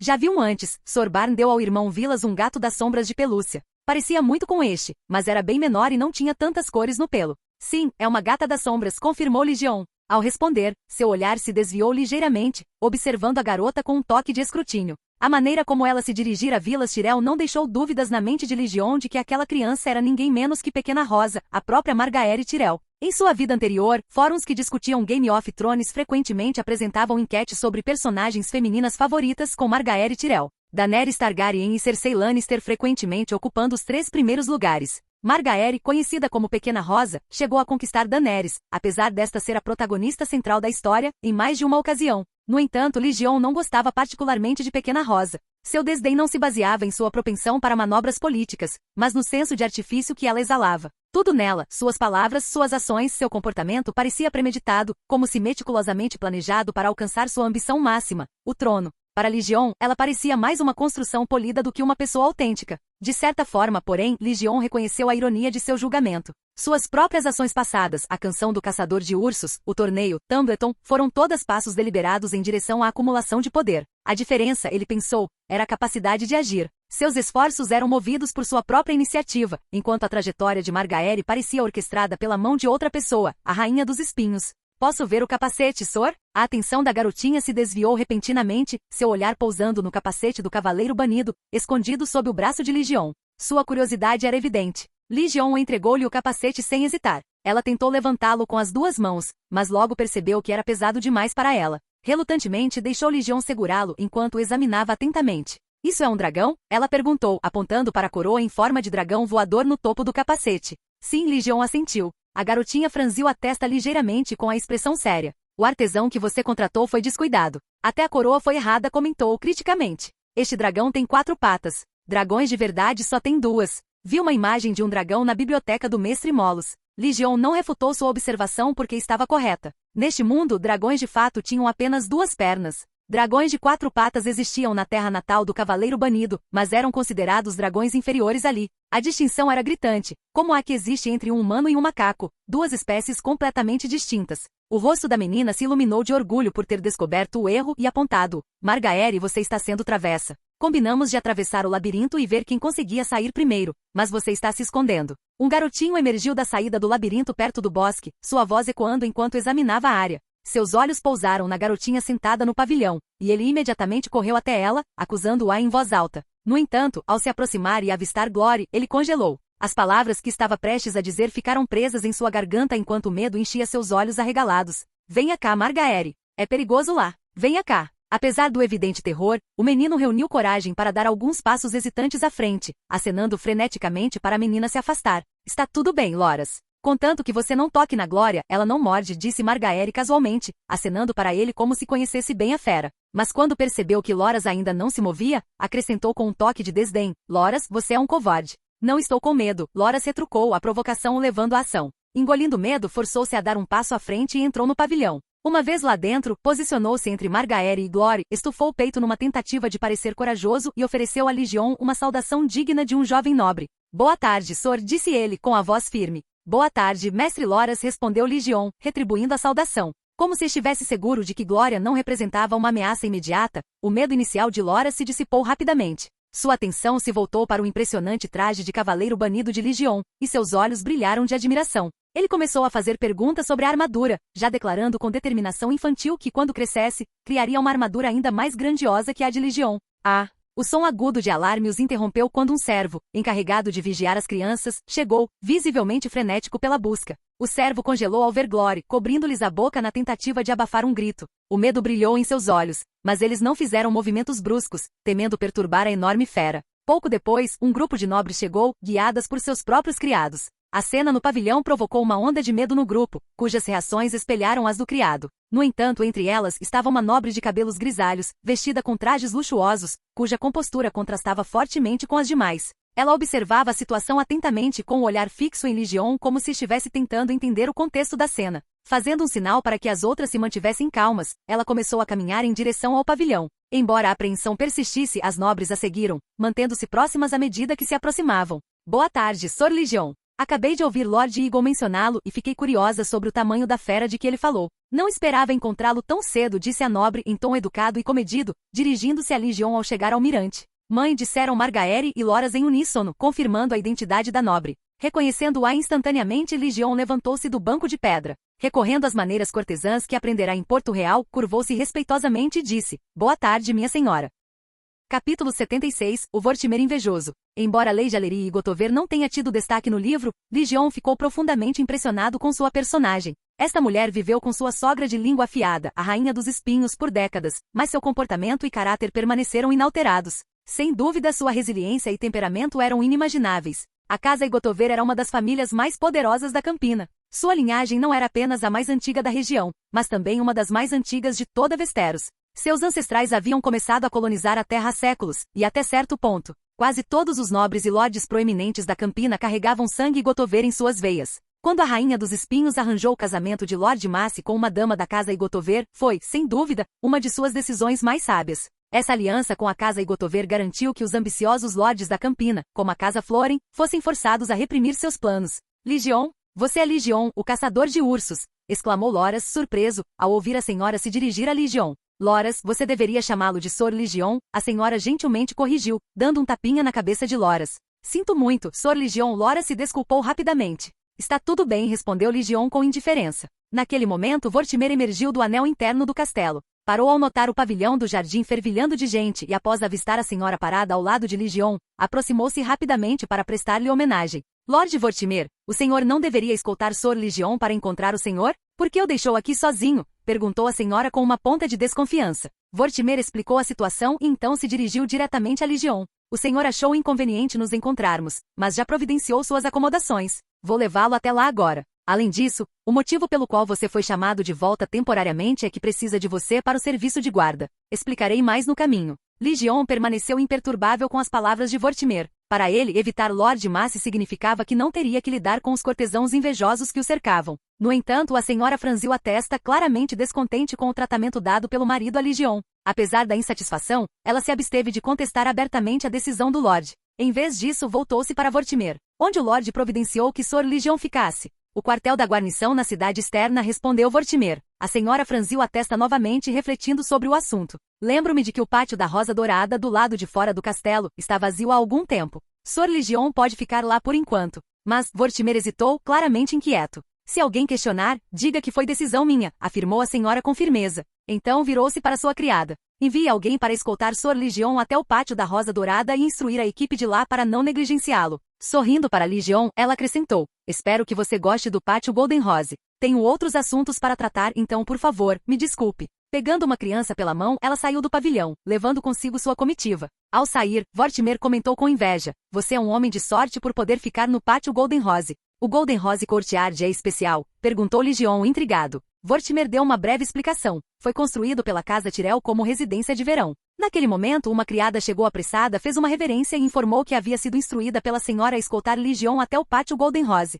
Antes de partir, Vortimer convocou um guarda e dirigiu-se à sala de guarda da muralha externa, onde buscou Jon, que o aguardava. O grupo então saiu pelo portão leste da cidade, pediu cavalos aos guardas do portão e iniciou sua jornada. A estrada para o pátio da Rosa Dourada estava tranquila, provavelmente porque a noite já estava quase chegando. Apenas alguns fazendeiros e camponeses podiam ser vistos cuidando das terras e pomares de cada lado do caminho. Já era noite quando o grupo chegou ao pátio das Rosas Douradas, o momento perfeito para a propriedade revelar todo o seu esplendor. O sol poente lançava sua luz dourada sobre os cachos de rosas douradas, tanto dentro quanto fora da mansão, fazendo cada flor brilhar como se fosse feita de ouro. O Golden Rose Courtyard, situado no sopé de uma colina nos arredores de Garden, deve muito do seu charme às nascentes naturais da colina. Essas nascentes alimentam canais de água que se fundem em um riacho, que deságua em um lago artificial escavado na base da colina. O coração do Golden Rose Courtyard fica ao lado deste lago tranquilo. Em contraste com a opulenta grandiosidade em mármore do castelo de Jardim de Cima, o pátio Rosa Dourada é um exemplo de simplicidade.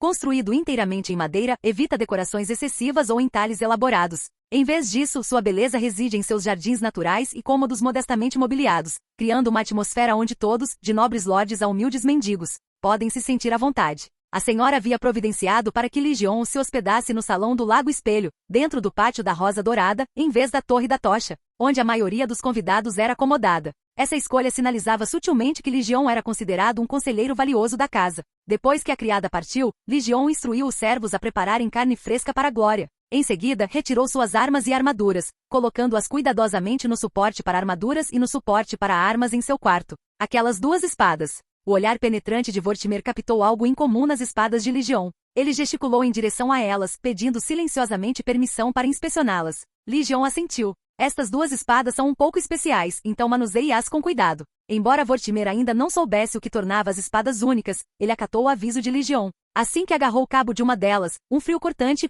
percorreu sua palma, espalhando-se pelo braço até que ele parecesse quase congelado e dormente. Assustado, ele instintivamente soltou a espada. No momento em que a soltou, o frio se dissipou, mas o frio persistente em seu braço deixou claro o quão potente o efeito havia sido. Arregaçando a manga, Vortimer examinou o braço e notou leves sinais de congelamento. O que está acontecendo? Perguntou, ainda em choque. Essa espada carrega propriedades mágicas, interrompeu John com um sorriso irônico. Ele já havia cometido o mesmo erro de tocar a grande espada do cavaleiro banido por curiosidade. E ver Vortimer agora sofrer um destino semelhante lhe trouxe um certo grau de satisfação. Uma espada mágica. A expressão de Vortimer mudou para perplexidade enquanto ele tentava compreender. Legion observou a cena e percebeu que a magia rúnica do dragão imbuída na grande espada do cavaleiro banido afetava os indivíduos de forma diferente. Por exemplo, Nymeria sentirá apenas um leve calafrio e até conseguirá levantar e brandir a espada sem dificuldade. Em contraste, Vortimer e John sentiram o frio congelante se espalhar com tanta intensidade que o contato prolongado poderia ter causado ferimentos graves.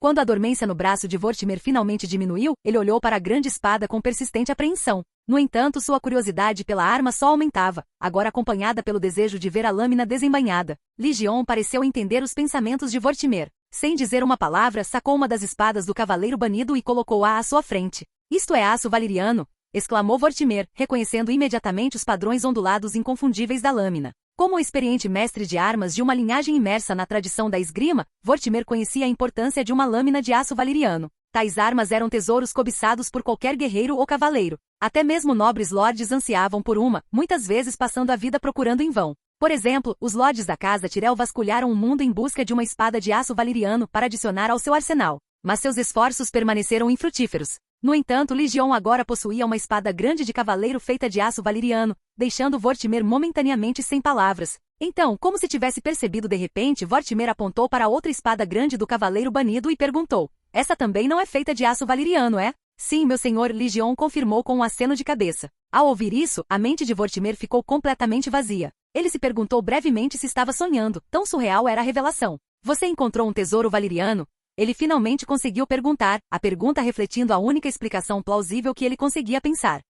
"Não", respondeu Legion, balançando a cabeça. "Estas duas espadas de cavaleiro e esta armadura foram presentes de amigos." Vortimer achou a resposta de Legion quase absurda. Nos Sete Reinos, mesmo um lorde tão rico e poderoso quanto Tivin, o Guardião do Oeste, não daria de presente uma espada de aço valeriano. Parecia um desvio de assunto casual, quase implausível demais para ser levado a sério. No entanto, contrariando seu julgamento racional, a intuição de Vortimer sugeria que Legion poderia de fato estar dizendo a verdade, que aqueles tesouros realmente lhe haviam sido dados por amigos. Incapaz de reprimir uma pontada de inveja, Vortimer murmurou: "Apresente-me aos seus amigos também?" Legion balançou a cabeça levemente e respondeu: "Você não gostaria dos meus amigos." "Não, na verdade, você definitivamente não gostaria deles. Você é muito diferente deles." Percebendo que não havia sentido em insistir, Vortimer deixou o assunto de lado. Seu olhar voltou-se para a espada larga e perguntou de que material era feito o cabo. "Osso de dragão", respondeu Legion. Vortimer silenciou novamente. Embora a revelação não fosse tão devastadora quanto antes, ainda o atingiu como se tivesse sido atingido por um saco de dragões dourados. Respirou fundo para acalmar as emoções e gesticulou para que Legion guardasse a espada de volta no suporte. Sentindo que nem isso bastava, instruiu John a buscar um pano para cobrir a arma, seguindo rigorosamente o princípio longe da vista, longe do coração. Assim que se recompôs, Vortimer o lembrou severamente: "Tente não deixar ninguém saber que você tem duas espadas de aço valeriano, ou estará atraindo problemas." "Está tudo bem. Não tenho mais medo de encrenca", respondeu Legion com um sorriso fraco. Vortimer ficou surpreso com a calma e confiança de Legion, mas decidiu não insistir mais. Em vez disso, voltou a conversa para os assuntos urgentes em questão. Virando-se para John, que permanecerá por perto, Vortimer continuou: "Antes, o senhor queria que você trouxesse Glória ao salão do conselho, mas algumas pessoas o impediram. Embora alegassem que sua preocupação era que Glória representasse um perigo e que o senhor não poderia ser posto em risco, o verdadeiro motivo era inveja. Inveja por você estar prestes a se tornar um cavaleiro com propriedades." O sorriso de Legion se tornou irônico. "Eu não percebi que já tinha me tornado tão impopular. Nem pisei em Jardim de Cima e de alguma forma, já consegui fazer inimigos por lá." "Inimigos? Não se iluda", disse Vortimer com um leve sorriso irônico. Suas conquistas em Tombleton lhe subiram a cabeça. Para eles, você não é um inimigo, apenas um pequeno incômodo. Eles podem não gostar de você, mas não vale a pena o esforço deles para conspirar contra você. Você não é importante o suficiente para ser convidado para os jogos deles, muito menos para sentar à mesa deles. Você está realmente me magoando, disse Legion secamente, embora seu rosto não demonstrasse nenhum sinal de ofensa. Era evidente que ele não estava levando a sério as observações de Vortimer. Vortimer lançou um olhar frio para Legion e continuou. O principal motivo para trazê-lo de Tumbleton para Jardim de Cima desta vez é a viagem de Lord Vilas a Dorne, que acontecerá em poucos dias. Você servirá como escolta para garantir sua segurança ao longo do caminho. É o torneio em Godsgrace? Perguntou Legion, buscando confirmação. Vortimer fez uma pausa, momentaneamente atordoado, antes de estreitar os olhos, desconfiado. Como você sabe? Um amigo adivinhou enquanto viajávamos, respondeu Legion casualmente. Você parece ter muitos amigos, disse Vortimer, com um tom levemente mordaz, enquanto lançava um olhar significativo para Legion. Ele continuou. Originalmente, isso não tinha nada a ver com você. Sou responsável pela segurança de Lord Vilas, e vários cavaleiros de casas nobres da Campina também nos acompanharão. Esses cavaleiros são todos bem conhecidos e provaram seu valor em torneios pela região. No entanto, sua reputação como chamado espadachim número 1 dos 7 reinos não agrada a algumas pessoas. Somado à tranquilidade com que as coisas correram para você em Tumbleton, há preocupações de que você possa completar a missão anti-bandidos rápido demais e reivindicar as recompensas. Para atrasá-lo, recomendaram-no para o cargo de capitão da guarda desta viagem, efetivamente atrasando sua missão. Quando Vortimer terminou, Legion não pôde deixar de sorrir levemente. Aqueles que o invejavam não faziam ideia de que adiar a missão anti-bandidos era exatamente o que ele queria. Prolongar a duração da missão lhe dava a oportunidade de colher maiores recompensas e construir uma base mais segura para si. Embora essas ações tivessem a intenção de incomodá-lo, o resultado foi favorável, e Legion não encontrou motivo para se irritar. Vortimer continuou. Há mais uma coisa que preciso avisá-lo. Na jornada para Dorne, você provavelmente enfrentará provocações dos cavaleiros que viajam conosco.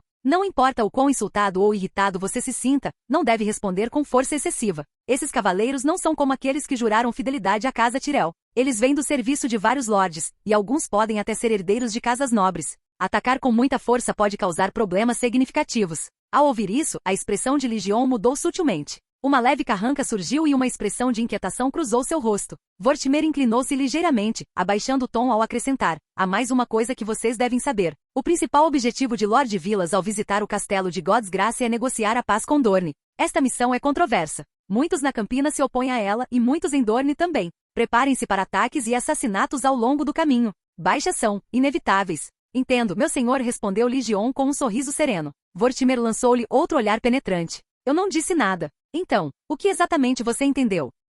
Capítulo 77. A Rainha dos Espinhos. Enquanto Legion e Vortimer discutiam assuntos em seu quarto no pátio Golden Rose, Legion também era tópico de conversa nos jardins de Garden. As nobres partiram a mando da Rainha dos Espinhos, deixando apenas a família Tyrell e algumas aias de confiança. Assim que as velas foram acesas e a fogueira do jardim acesa, os servos se retiraram para uma distância respeitosa. Guardas do castelo vigiavam por perto, garantindo que ninguém pudesse bisbilhotar. O que está acontecendo com aquele caçador de ursos, Legion? Perguntou Olenna Redvine, a Rainha dos Espinhos, a Lord Mace Tyrell, que acabará de chegar de sua reunião. Sua expressão era indecifrável. Você mandou ele suspender a missão, o convocou de Tumbleton, depois desapareceu e mandou Vortimer proferir uma única sentença. Além disso, você o prendeu no quartel. O que exatamente está tentando fazer? Ficou tão arrogante ultimamente que se esqueceu de si mesmo? A Rainha dos Espinhos, embora diminuta, pouco mais alta que duas crianças lado a lado, falou com uma voz suave, mas penetrante. Suas palavras tinham tanta clareza e peso que todos os presentes podiam ouvi-la distintamente. A cada sílaba, uma aura intangível de autoridade enchia o ar, sufocando a todos, exceto sua neta, Margaery Tyrell. A presença dominante de Olenna era uma força constante, e Lord Mace, visivelmente inquieto, lutava para responder. Mãe, Lady Aleri começou, pretendendo interceder pelo marido. Calha a boca, Aleri. Calha a boca você, Olenna retrucou, com um tom ríspido e inflexível. Estou dando uma lição no meu filho. Esse arrogante Lord Peixe-Bolha, que se incha a menor ofensa, não é da sua conta. Fique aí parada e não diga nada. Virando-se para Mace, ela exigiu severamente. Agora, Mace Tyrell, me responda. O que você estava pensando? Abaixando a cabeça, Lord Mace murmurou. Mãe, ele é apenas um cavaleiro comum, um recém-nomeado cavaleiro pelo rei. A Rainha dos Espinhos levantou-se da cadeira e aproximou-se dele, com um olhar penetrante o suficiente para cortar pedra. Você é surdo? Não consegue ouvir os aplausos do lado de fora das muralhas? Ninguém o informou sobre o que aconteceu na cidade exterior esta tarde? E ainda assim ousa chamá-lo de um cavaleiro comum? Um caminhante branco devorou seu cérebro. A cabeça de Lord Mace caiu ainda mais, e todos ao redor dele fizeram o mesmo, evitando seu olhar penetrante. Olenna retornou à sua cadeira com um tom carregado de decepção. Lord Mace, explique por que convocou Sor Legion Tarran para Jardim de Cima. Massey sussurrou. Vilas estava viajando para Dorne, e eu temia por sua segurança. Trouxe Sor Lygion aqui para protegê-lo. Então você admite que o convocou para proteger seu filho. Seu herdeiro, respondeu Olenna, com a voz um pouco mais calma. Você não deveria então se esforçar para conquistá-lo? Por que o ignorou? Não teme que sua indiferença possa gerar ressentimento, fazendo com que ele hesite em proteger Vilas? Ele não ousaria. O rosto de Massey revelou uma ponta de pânico, embora suas palavras fossem desafiadoras. Ele é apenas um cavaleiro. Se ele... Antes que ele pudesse terminar, Olenna o interrompeu. Por que você ainda vê Lygion Tarran apenas como um cavaleiro? Todos os idiotas ao seu redor abriram seu crânio para enchê-lo de esterco? Você leu os relatos sobre ele. Sabe o quanto ele é respeitado em Tumbleton, mas continua a menosprezá-lo? Massey hesitou. Mas, ele não é o senhor de Tumbleton. Antes que ele pudesse dar mais detalhes, Olenna pegou um rolo de pergaminho da mesa e o jogou nele. Aqui está uma informação de Tumbleton que você descartou sem pensar. Leia, agora. Massey congelou, pegou a carta e leu rapidamente. Sua expressão ficou séria. A voz de Olenna estava carregada de fúria controlada. Antes de retornar a Jardim de Cima, a senhora de Tumbleton, Nymeria Footly, ofereceu-se para se casar com ele. Embora ele tenha recusado, se demonstrasse interesse novamente, poderia facilmente se tornar o Lorde de Tumbleton. Você ainda acha que tal homem é apenas um cavaleiro comum? Massey ficou em silêncio, evitando o olhar dela. Após uma pausa, perguntou. Por que ele recusou? Eu mesma gostaria de saber, admitiu Olenna, com um tom estranhamente incerto. Uma nobre de um ramo menor dos Tyrell aventurou-se hesitantemente. Talvez, seja porque Lady Nymeria é muito pouco atraente. Olenna lançou-lhe um olhar fulminante. Existe alguém no mundo mais feio que o seu marido? Até ele tem pretendentes disputando sua mão. Que diferença faz se Lady Nymeria não é uma beldade? A nobre imediatamente abaixou a cabeça, não querendo desafiar Olenna ainda mais. A rainha dos espinhos se virou para Lord Massey e disse, você acha que estou brava com você por menosprezar Sor Lygion Tarran simplesmente por causa de sua influência em Tumbleton? Não é esse o caso? Perguntou Lord Massey, claramente confuso. A rainha dos espinhos perguntou solenemente, há quanto tempo Sor Lygion Tarran está com nossa casa Tyrell? Lord Massey, momentaneamente atordoado, respondeu, alguns meses, certo? Alguns meses. Menos de meio ano, confirmou a rainha dos espinhos com um aceno de cabeça. E antes de se juntar à casa Tyrell, qual era o seu status? Um caçador, respondeu Lord Massey rapidamente. É até mencionado na canção do caçador de ursos. Então me diga, insistiu a rainha dos espinhos, desde o surgimento dos Sete Reinos. Quantas pessoas com histórico de caçadores conseguiram o que Lygion Tarran conseguiu em apenas alguns meses? Diante da sua pergunta, o silêncio tomou conta do jardim. Todos os presentes vasculharam suas memórias em busca de figuras comparáveis nas histórias que haviam lido. Apesar dos esforços, ninguém conseguia se lembrar de alguém como Lygion. Vivi muito tempo e vi muitas figuras lendárias, disse a rainha dos espinhos solenemente, mas nunca encontrei ninguém como Lygion Tarran. Um homem de tal calibre, mesmo que não possa ser um amigo, jamais deve se tornar um inimigo, muito menos sendo um cavaleiro da nossa casa Tyrell. Não vale a pena o esforço para conquistá-lo? Lembre-se, arrogância nunca foi uma característica da nossa casa. Às vezes, subestimar os outros só serve para expor as próprias deficiências. Lord Massey permaneceu em silêncio, com uma expressão indecifrável. Após uma breve pausa, disse, vou encontrá-lo amanhã.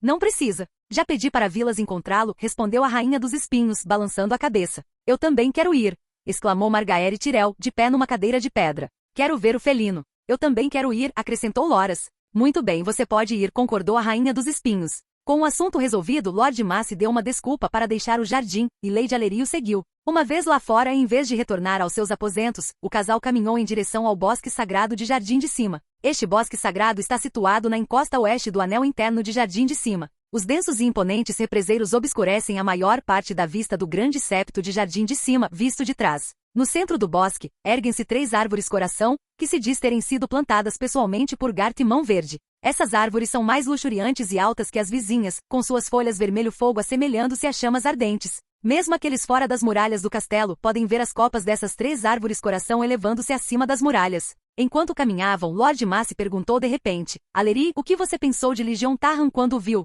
Lady Aleri refletiu por um momento antes de responder. Ele é um jovem tranquilo. Ouvi dizer que tem apenas 15 ou 16 anos, mas não aparenta. Parece ter mais de 20 ou até 30. Ele parece muito maduro, concordou Lord Massey. Mas sabe de uma coisa? A impressão que ele me deu não foi apenas de maturidade, foi de falta de respeito. Quando o encontrei no acampamento perto de Porto Real, ele me olhou como se eu não fosse diferente de um servo. Sou o senhor de Jardim de Cima, seu suzerano. Ele não deveria sentir algum respeito por mim? Então é por isso que você não gosta dele? Perguntou Lady Aleri. Isso é parte do problema, admitiu Lord Massey. Mas não é o motivo principal. O que realmente me faz não gostar dele é que ele me lembra Randyll Tarly. Lord Randyll Tarly? Perguntou Lady Aleri, surpresa. Ela se lembrou da aparência de Lygion e balançou a cabeça. Eles não se parecem em nada. Não estou falando da aparência dele. É da aura que ele emana, esclareceu Lord Massey. Lady Aleri refletiu e finalmente assentiu. Você tem razão. Há algo nele que me lembra. Lord Massey suspirou. Um Randil Tarly já é o suficiente para me enlouquecer. Não preciso de outro para me atormentar. Vendo a frustração do marido, Lady Aleri sorriu e apertou a mão dele. Lord Tarly pode ser rígido, mas nunca lhe deu conselhos ruins. Você deveria ser grato por ter um vassalo tão firme. Lord Massey deu de ombros, claramente não convencido.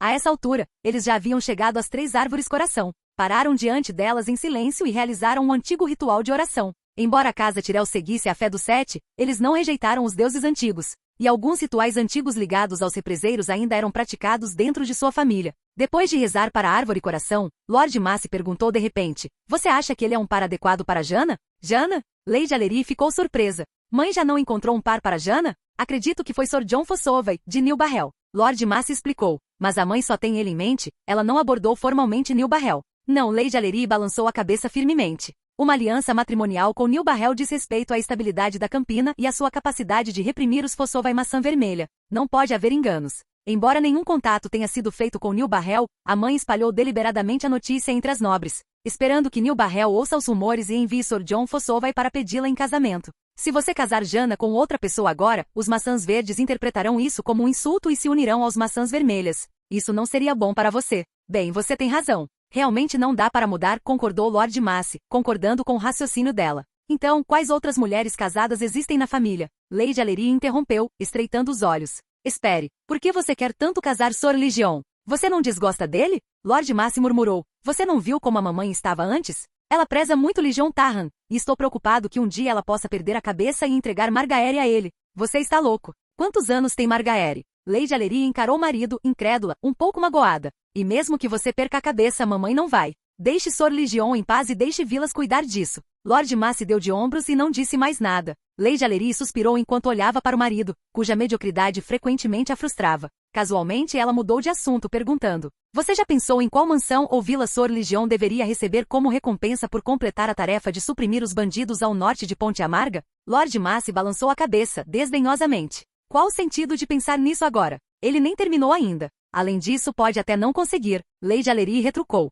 Você leu todos aqueles relatórios de Tumbleton. Acha mesmo que é possível Sor Ligion fracassar? Embora não quisesse admitir, Lord Massey sabia, no fundo, que era apenas uma questão de tempo até que Ligion completasse sua missão. Mesmo que rivais invejosos tentassem impedi-lo, seus planos só poderiam atrasar o inevitável, não impedi-lo. Depois de pensar um pouco, Lord Massey disse, por que não lhe designamos uma mansão ou vila próxima? Ter alguém como ele por perto daria paz de espírito às pessoas. Lady Aleri suspirou, já decepcionada com o julgamento do marido. Ela comentou sem rodeios. Você se esqueceu do que aconteceu na cidade exterior esta tarde? Mamãe acabou de mencionar quanta influência ele já conquistou desde que chegou a Jardim de Cima. Se ele ficar aqui por muito tempo, não havia necessidade de dizer mais nada. Até Lord Massey, com sua visão limitada, conseguia ver aonde a situação poderia levar. Sua expressão ficou séria. Após um momento de contemplação, uma ideia pareceu-lhe ocorrer, e ele riu de repente. Você se lembra que nossa família tem um enclave do outro lado das Montanhas Vermelhas? O outro lado das Montanhas Vermelhas? Lady Aleri pensou por um momento. Você quer dizer as terras em frente ao castelo de WYL?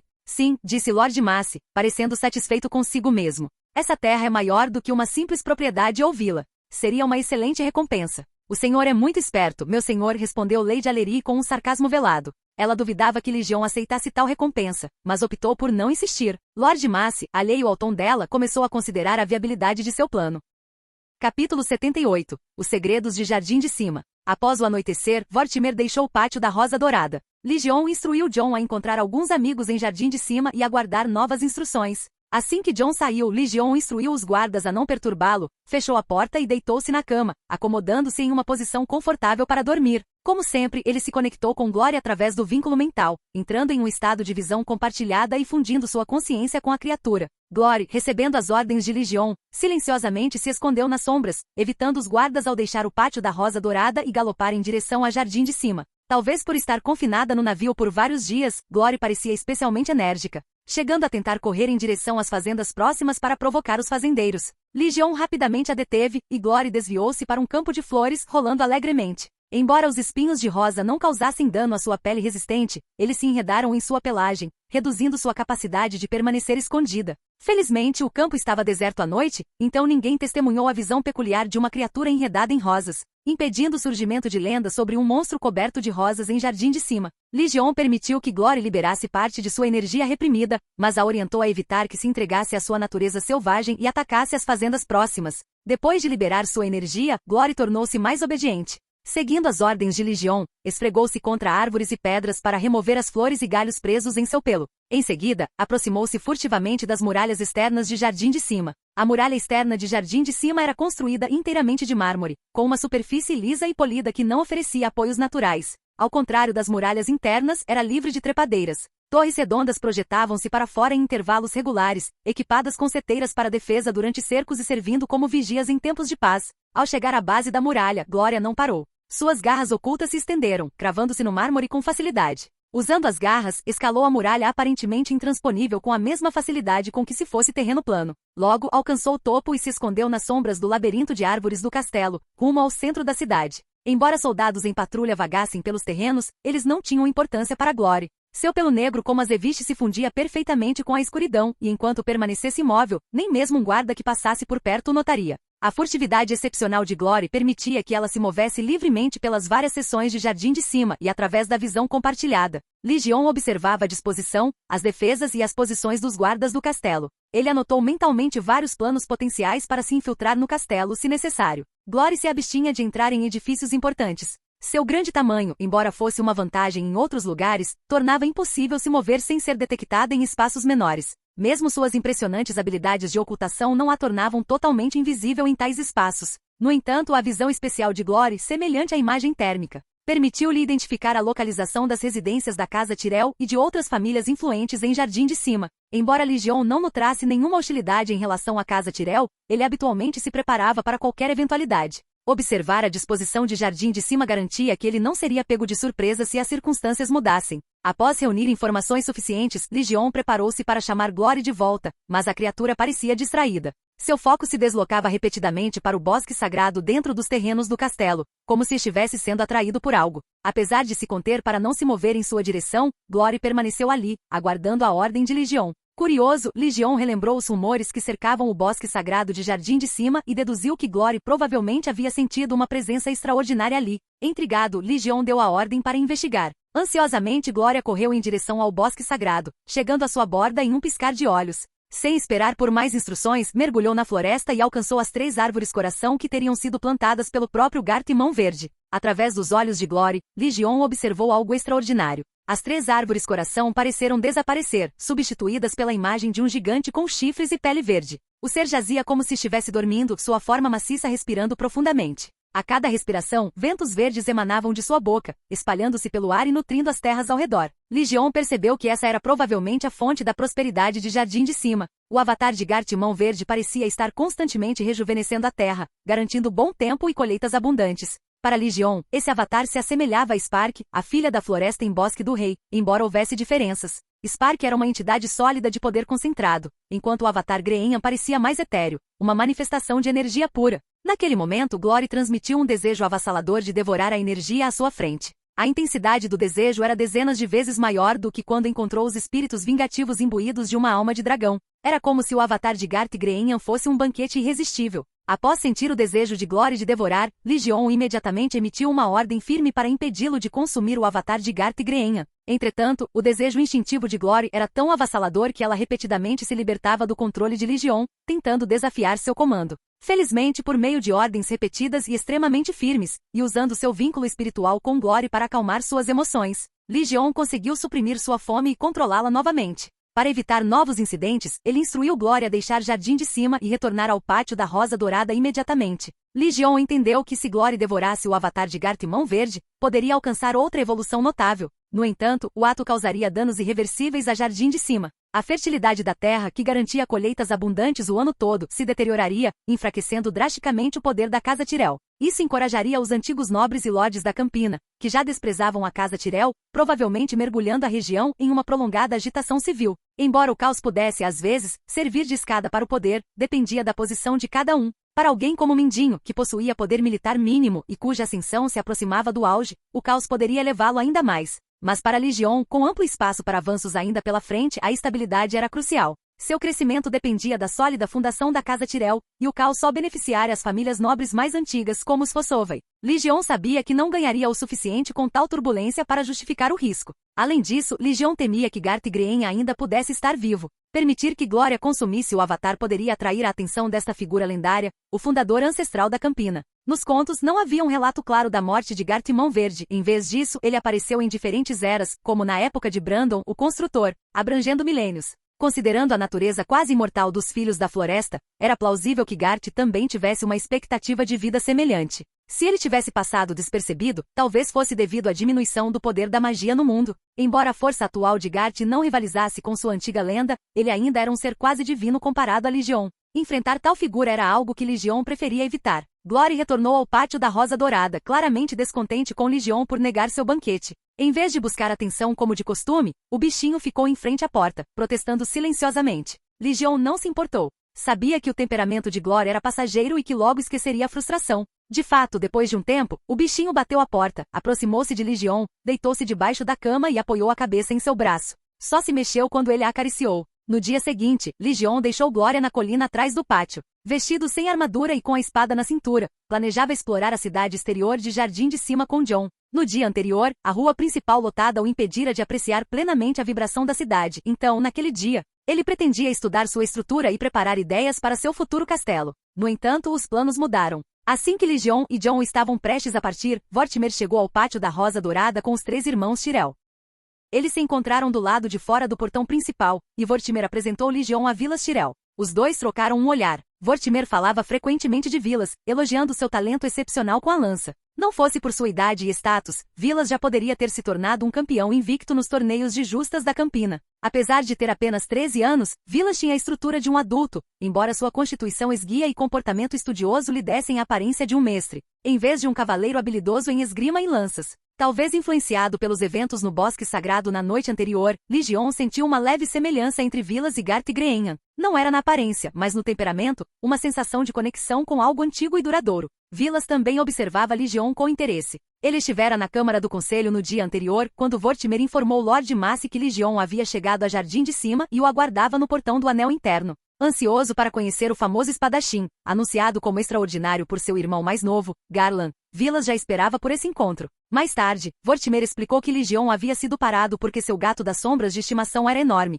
então ele não resistiu a perguntar o quão grande ele era. Na sala do conselho, Vortimer fez um gesto para demonstrar seu tamanho, deixando todos chocados e aprofundando sua curiosidade sobre o animal. Ele amava animais desde a infância e parecia possuir uma afinidade extraordinária por eles. Criaturas que normalmente evitavam o contato humano ficavam perto dele de bom grado. Esse talento o tornou o melhor treinador de cães, falcoeiro e treinador de cavalos de Jardim de Cima. Aos 10 anos de idade, ele já havia começado a aprimorar a raça de cavalos de Jardim de Cima, e a qualidade excepcional dos cavalos de guerra de Jardim de Cima podia ser amplamente atribuída aos seus esforços. No entanto, ele tinha alguns arrependimentos. Apesar de seus talentos, nunca havia conseguido domar criaturas extraordinárias como gatos das sombras ou lobos gigantes. Há um ano, um comerciante capturou um gato das sombras e o vendeu para ele. Ele tentou domesticar a criatura, mas não conseguiu. O gato das sombras não o atacou nem demonstrou qualquer sinal de afeição. Recusou-se a comer e acabou morrendo de fome em sua gaiola. Ele mandou taxidermizar o gato das sombras com um cavaleiro especialista em taxidermia. O gato das sombras preservado permanece em seu escritório até hoje. Esse incidente o deixou profundamente deprimido por um longo tempo, e só recentemente ele começou a se recuperar. Agora, outra pessoa domou com sucesso um gato das sombras, e a experiência é tão extraordinária quanto sempre. Isso desperta sua curiosidade sobre Legion, e ele tem uma vaga sensação de que ele e Legion compartilham certas semelhanças. Infelizmente, apesar de ser filho do Lorde, sua influência na sala do conselho é limitada, e ele não pode influenciar as decisões dos oficiais e dos poderosos. Inicialmente, ele perdeu a chance de conhecer Legion. Mais tarde, a pedido da senhora, ele foi instruído a se encontrar com Legion no dia seguinte e se desculpar em nome de seu pai por seu comportamento rude. Ele concordou sem hesitar. Quando Vilas finalmente conheceu Legion, o famoso protagonista de A Canção do Caçador de Ursos e o chamado espadachim lendário dos 7 reinos, não se surpreendeu com a aparência de Legion. Na verdade, ficou bastante satisfeito. Legion correspondia perfeitamente às suas expectativas e às descrições detalhadas de Garland. Enquanto Legion e Vilas se observavam, Margaery ficou impaciente. Ela se aproximou de Legion, puxou suas roupas e disse, Sor Legion, onde está seu gato?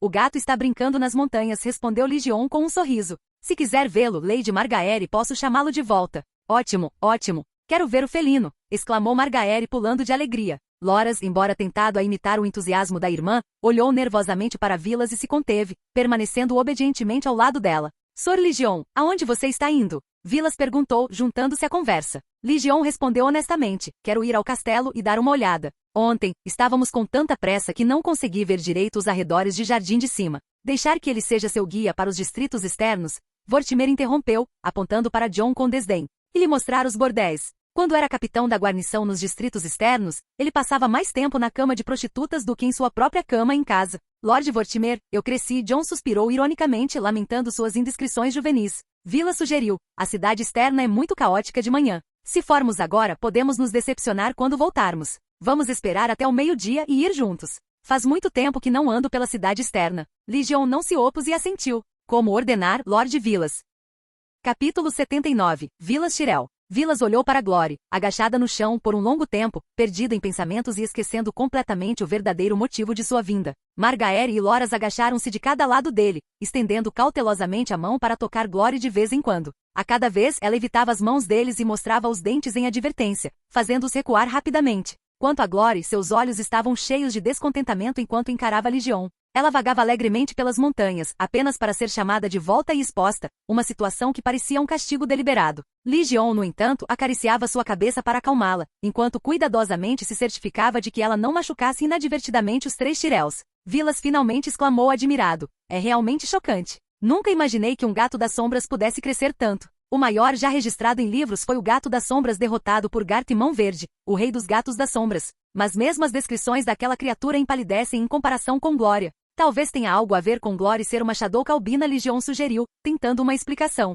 Vilas balançou a cabeça com uma expressão séria. Gatos das sombras albinos já foram avistados no vale e nas montanhas vermelhas, mas nenhum jamais foi deste tamanho. Além disso, Sor Legion, Glory não é um gato das sombras albino. Um verdadeiro albino é completamente branco, não preto e branco como Glory. Gatos das sombras comuns também têm manchas pretas e brancas, embora não tão distintas quanto as suas. Apontando para a cauda e as orelhas de Glory com a precisão de um mestre especializado em estudos biológicos, ele acrescentou. Glory se assemelha a um híbrido entre um gato das sombras e outra espécie desconhecida. Suas orelhas são muito maiores do que as de um gato das sombras típico e, ao contrário das deles, que permanecem fixas e eretas, as suas podem se achatar para trás. Sua cauda também é notavelmente diferente, muito mais longa do que as caudas curtas e atarracadas dos gatos das sombras do sul. Legion olhou para Vilas com uma mistura de surpresa e respeito renovado. Apesar de passar tanto tempo com Glory, ele nunca havia notado esses detalhes. Vilas os discernira em poucos instantes, oferecendo uma nova perspectiva tanto sobre Glory quanto sobre o próprio Vilas. Depois de ouvir a análise, Legion perguntou hesitante. Existem realmente diferenças distintas entre os Shadowcais do norte e do sul? Com certeza, respondeu Vilas com seriedade. Animais da mesma espécie se adaptam aos seus ambientes com o tempo. O clima da campina difere muito do norte, e essas mudanças influenciam naturalmente as criaturas que vivem nessas regiões. Um mestre escreveu certa vez sobre os gatos das sombras no permafrost ao norte da muralha. Ele observou que esses gatos das sombras tinham pelos mais grossos para suportar o frio, patas mais firmes para terrenos gelados e caudas quase tão longas quanto seus corpos para equilíbrio. Legion olhou para a cauda de Glory e comentou, então Glory não deve ser do norte. Sua cauda é muito mais curta que o comprimento do corpo. Concordo, disse Vilas assentindo. Em seguida, apontou para os olhos de Glory e acrescentou, você notou as pupilas? Elas são diferentes das de um gato das sombras típico. Pupilas? Legion inclinou a cabeça de Glory e levantou delicadamente uma pálpebra para examinar seus olhos. A ação a irritou visivelmente, ela sacudiu a cabeça, esfregou os olhos com as patas e rosnou irritada para ele. Legion rapidamente a acariciou em um pedido de desculpas. Não são tão diferentes assim, disse Legion. Os 2 tipos de pupila não são verticais, como as de um gato. Não exatamente, corrigiu Vilas. Os gatos só têm pupilas verticais quando caçam. Fora isso, suas pupilas são amendoadas ou às vezes redondas. E embora os gatos da sombra sejam comparados aos gatos por sua agilidade, eles não são gatos de verdade. Sua linhagem é mais próxima dos leões. As pupilas dos gatos da sombra se contraem tanto durante uma caçada que quase desaparecem, deixando apenas a parte branca visível. É por isso que as vítimas frequentemente descrevem seus olhos como pálidos e sinistros, alimentando a crença de que os gatos da sombra são os enviados do estranho. Ele olhou para os olhos de Glory novamente. Mas as pupilas de Glory lembram mais os olhos de cobra ou dragão do que as de qualquer gato das sombras. A observação de Vilas repercutiu em Legion, que congelou momentaneamente. A observação casual de Vilas pareceu estranhamente precisa. Talvez as pupilas incomuns de Glory fossem resultado da absorção de energia da alma de dragão das almas ressentidas. Nesse momento, Vilas estendeu a mão, decidido a tocar Glory. Sua reação foi instantânea e intensa. Ele se levantou de um salto, mostrou as presas e rosnou ameaçadoramente com o corpo baixo e tenso. Vortimer e os guardas rapidamente intervieram, protegendo Vilas e sacando suas armas, preparados para qualquer ataque da criatura enfurecida. Margaery e Loras, claramente assustados com a ferocidade de Glory, ficaram congelados por um momento antes de começarem a chorar. Pelo contrário, Vilas parecia muito calmo. Enquanto confortava seus irmãos mais novos, gesticulou para Vortimer e os guardas para indicar que estava bem. Também se desculpou com Legion, dizendo: "Sinto muito por isso. A culpa é minha por não ter seguido o aviso de Sor Legion. Felizmente nada de grave aconteceu. Tudo bem. Ninguém além de mim tem permissão para tocar neste carinha", disse Legion, acariciando o pescoço tenso de Glory. Nymeria o alimentou por meses. Uma vez ela tentou acariciá-lo, e ele quase arrancou sua mão com uma mordida. Felizmente Nymeria estava preparada e usava luvas com armadura de aço. "Nymeria? Ela é a senhora de Tumbleton?", perguntou Vilas, curioso. Legion sorriu e disse: "Sim, mas ela não gosta de ser chamada de minha senhora, ou mesmo apenas de senhora. Ela costuma dizer, um lorde é um lorde, o título de lorde realmente precisa ter um gênero, como algum tipo de animal."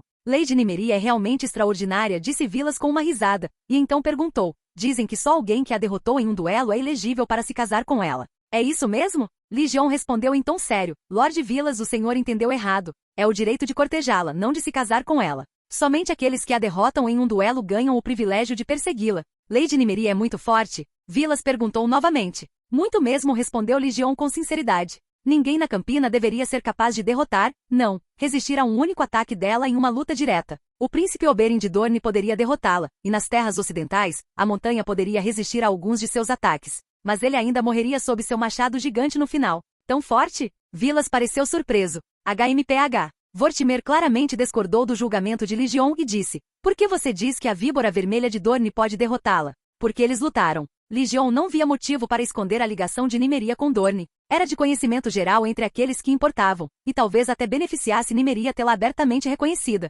Então ele contou a verdade: "Quando cheguei a Tumbleton com minhas tropas, encontrei por acaso o príncipe Oberyn. Ele estava muito preocupado com a segurança de Nymeria e queria levá-la para Dorne com ele, mas Nymeria recusou. Ela sempre acreditou ser nativa da Campina, a senhora de Tumbleton, e ter a responsabilidade de defender a terra. Mesmo que ela tenha que morrer, morreria em Tumbleton." Depois de ouvir o relato de Legion, todos os presentes tiveram uma impressão vívida da senhora de Tumbleton e desenvolveram respeito por suas ações e princípios. Vilas ponderou por um momento e então perguntou a Legion: "Sor Legion, como também ouviu de Lord Vortimer, irei ao torneio em Gosgrace Dorne em alguns dias. Esta é a minha primeira vez participando de um torneio, então meu pai não está à vontade e o convocou de suas tarefas antibandidos aqui, principalmente para me escoltar em segurança na estrada. Além de participar do torneio, também quero fazer algo para melhorar as relações entre os dois lugares, Lady Nymeria e Dorne. Não recomendo que faça isso, Lord Vilas." Sem esperar que Vilas terminasse, Legion entendeu suas intenções e o dissuadiu diretamente: "Nymeria não tem muita afeição por Dorne. Se quiser levá-la para Dorne e usar sua linhagem para melhorar as relações entre os dois lugares, isso só vai sair pela culatra no final."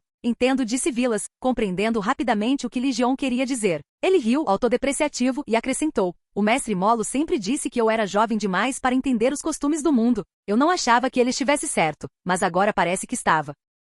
Vortimer o tranquilizou: "Lord Vilas, você já se saiu muito bem." Vilas sorriu, claramente não levando a sério as palavras de Vortimer. Então perguntou curioso: "Você conheceu o príncipe Oberyn? O que acha dele?" "Ele é um homem muito charmoso", disse Legion honestamente. "Se eu não tivesse me juntado à casa Tyrell e ele tivesse me convidado na época, acho que eu teria seguido até Dorne sem hesitar." Ao ouvir as palavras de Legion, Vilas não pareceu descontente. Em vez disso, disse com alívio: "Felizmente Garland conheceu Sor Legion primeiro. Caso contrário, nossa casa Tyrell teria perdido uma figura lendária." Os guardas presentes não discordaram da declaração de Vilas. Na opinião deles, ter uma fera tão gigante como companheira era de fato digno do título de figura lendária. No entanto, se Vilas se referisse ao outro título de Legion, supostamente o primeiro espadachim dos 7 reinos, alguns poderiam ter pensado diferente. Naquele momento, Vortimer perguntou de repente, curioso: "Já que você encontrou a víbora vermelha, você deve ter lutado, certo? Qual foi o resultado?" Legion não respondeu, apenas olhou para Vortimer com um sorriso cúmplice. Vortimer não insistiu, como se tivesse visto a resposta na expressão de Legion.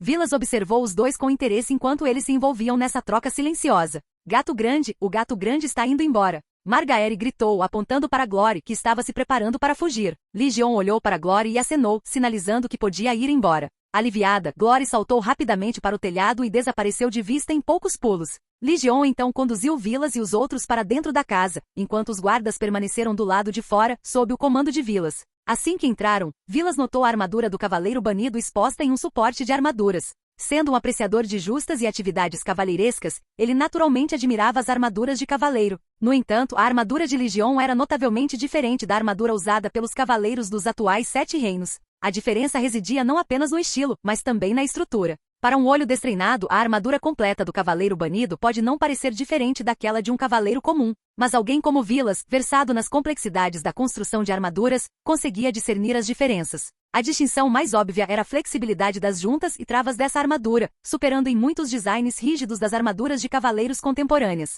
Essa flexibilidade aumentada permitia uma maior amplitude de movimento. Sr. Legion, posso pegá-lo e dar uma olhada? Perguntou Vilas educadamente. Claro, respondeu Legion com um aceno de cabeça. Ele não estava preocupado com a possibilidade de sua armadura ser imitada. Quando a projetou, já havia considerado a possibilidade de replicação. No entanto, Legion sabia que mesmo que alguém conseguisse copiá-la, pouquíssimos seriam capazes de usar uma armadura tão completa com eficiência. E mesmo que conseguissem, lutar com ela seria um desafio completamente diferente. Como Legion previu, Vilas rapidamente descartou a ideia de imitação ao pegar o componente mais simples, as manoplas. O peso da armadura alterou imediatamente sua perspectiva. A maior flexibilidade das travas das juntas que permitiam mais movimentos teve um custo, a durabilidade. As juntas precisavam suportar atrito, impactos e torção adicionais, exigindo maior resistência. Sem o aço valeriano, a única maneira de atingir essa resistência era aumentar a espessura das travas. Como resultado, o tamanho de uma única trava na armadura do Cavaleiro Banido era equivalente ao de 2 travas em uma armadura comum. Além disso, à medida que as fechaduras ficavam mais pesadas,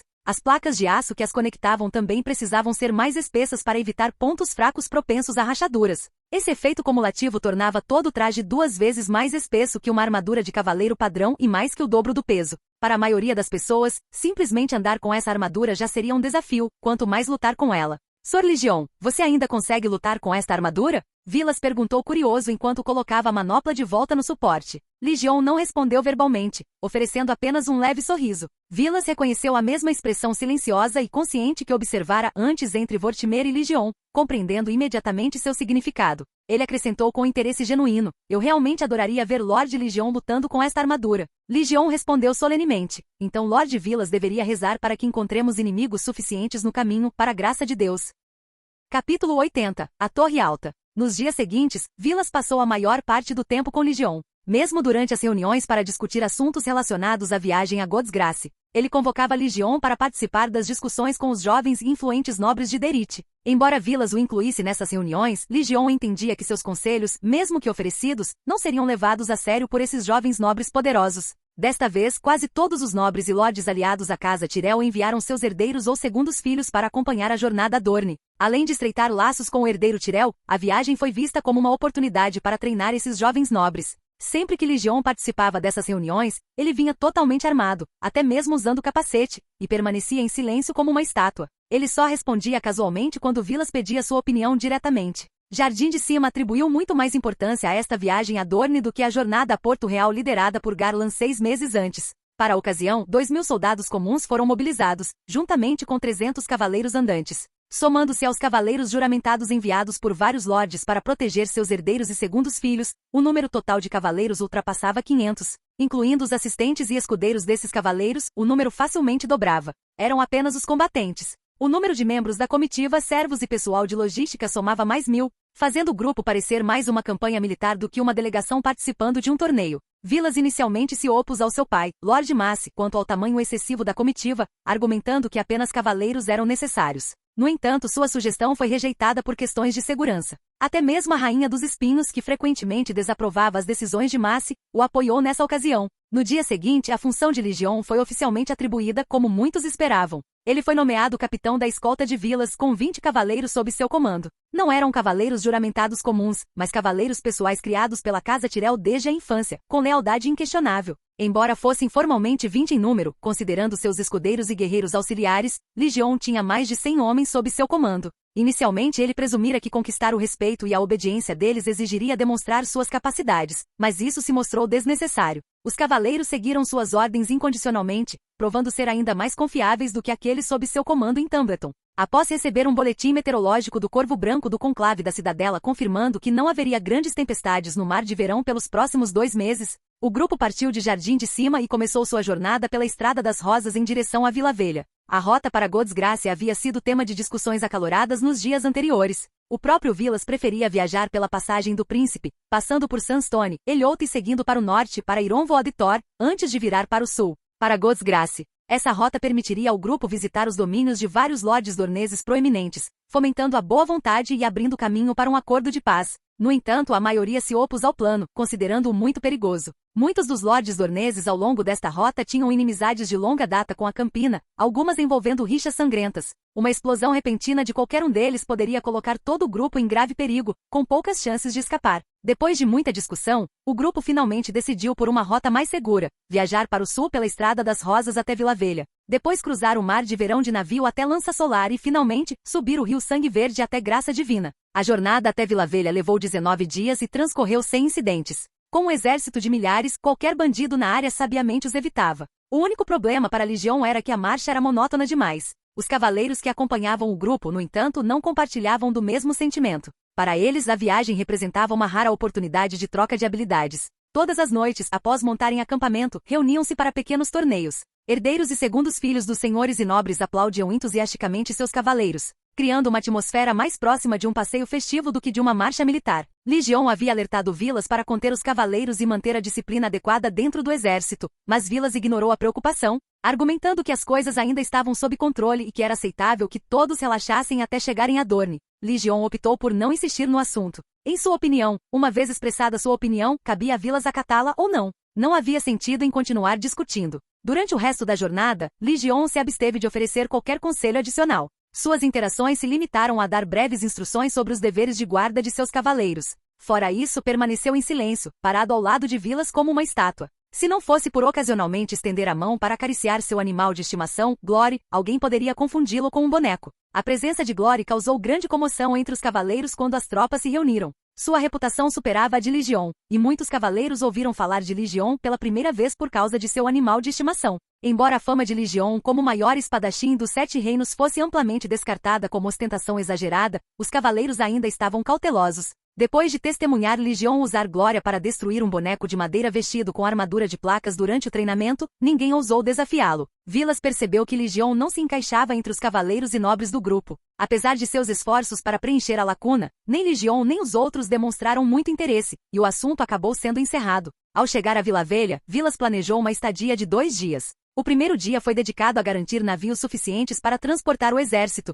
e o segundo a se reunir com a Casa Igotover, outros nobres de Vila Velha e os arquimestres da Cidadela, além de oferecer orações no septo estrelado. A Casa Igotover, parentes maternos de Vilas, tratou sua visita com grande significado. Um dia antes da chegada do grupo, Bailor Igotover, tio de Vilas e herdeiro da Casa Igotover, cavalgou para recebê-los e montou um grande acampamento nos arredores de Vila Velha para acomodar os milhares que viajavam com a procissão. Ao chegar a Vila Velha, Vilas e os nobres cavaleiros se prepararam para o jantar formal da noite na Torre Alta. Embora o status de Legião não fosse alto o suficiente para justificar um convite para um encontro tão exclusivo, seu papel como capitão da guarda de Vilas lhe garantiu um lugar na lista de convidados. No entanto, os 20 cavaleiros sob seu comando receberam ordens de permanecer do lado de fora do castelo. A Torre Alta, uma das estruturas mais antigas de Westeros, era o marco mais impressionante de Vila Velha. Suas chamas eternas, visíveis de longe, ardiam acima das nuvens. Até Legião, acostumado a prédios altos, achou a visão inspiradora. Embora Legião não tivesse certeza da altura exata da Torre Alta, ele estimou que fosse de pelo menos 200 ou 300 metros. Embora tal altura pudesse não parecer extraordinária em um mundo moderno repleto de tecnologia avançada, no mundo de gelo e fogo, era extraordinária. Um verdadeiro milagre. A muralha podia rivalizar com a Torre Alta em altura, mas sua imensa espessura e construção congelada a tornavam muito mais estável.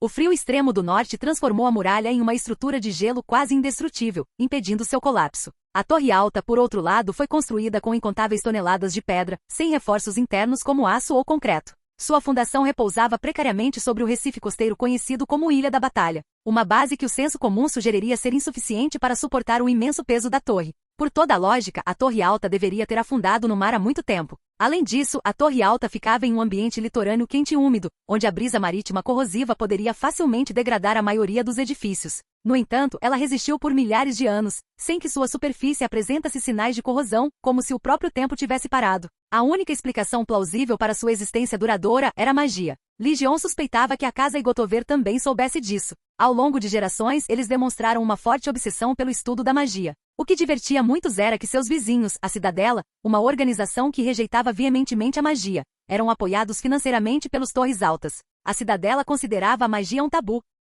Mas rumores sugeriam que a Torre Alta continha 10 vezes mais textos ocultos do que a própria biblioteca da Cidadela. Quando Li Jion chegou à Torre Alta com vilas, compreendeu imediatamente a verdade dos rumores. Para ele, a Torre Alta não era apenas uma construção enorme, ela irradiava energia mágica.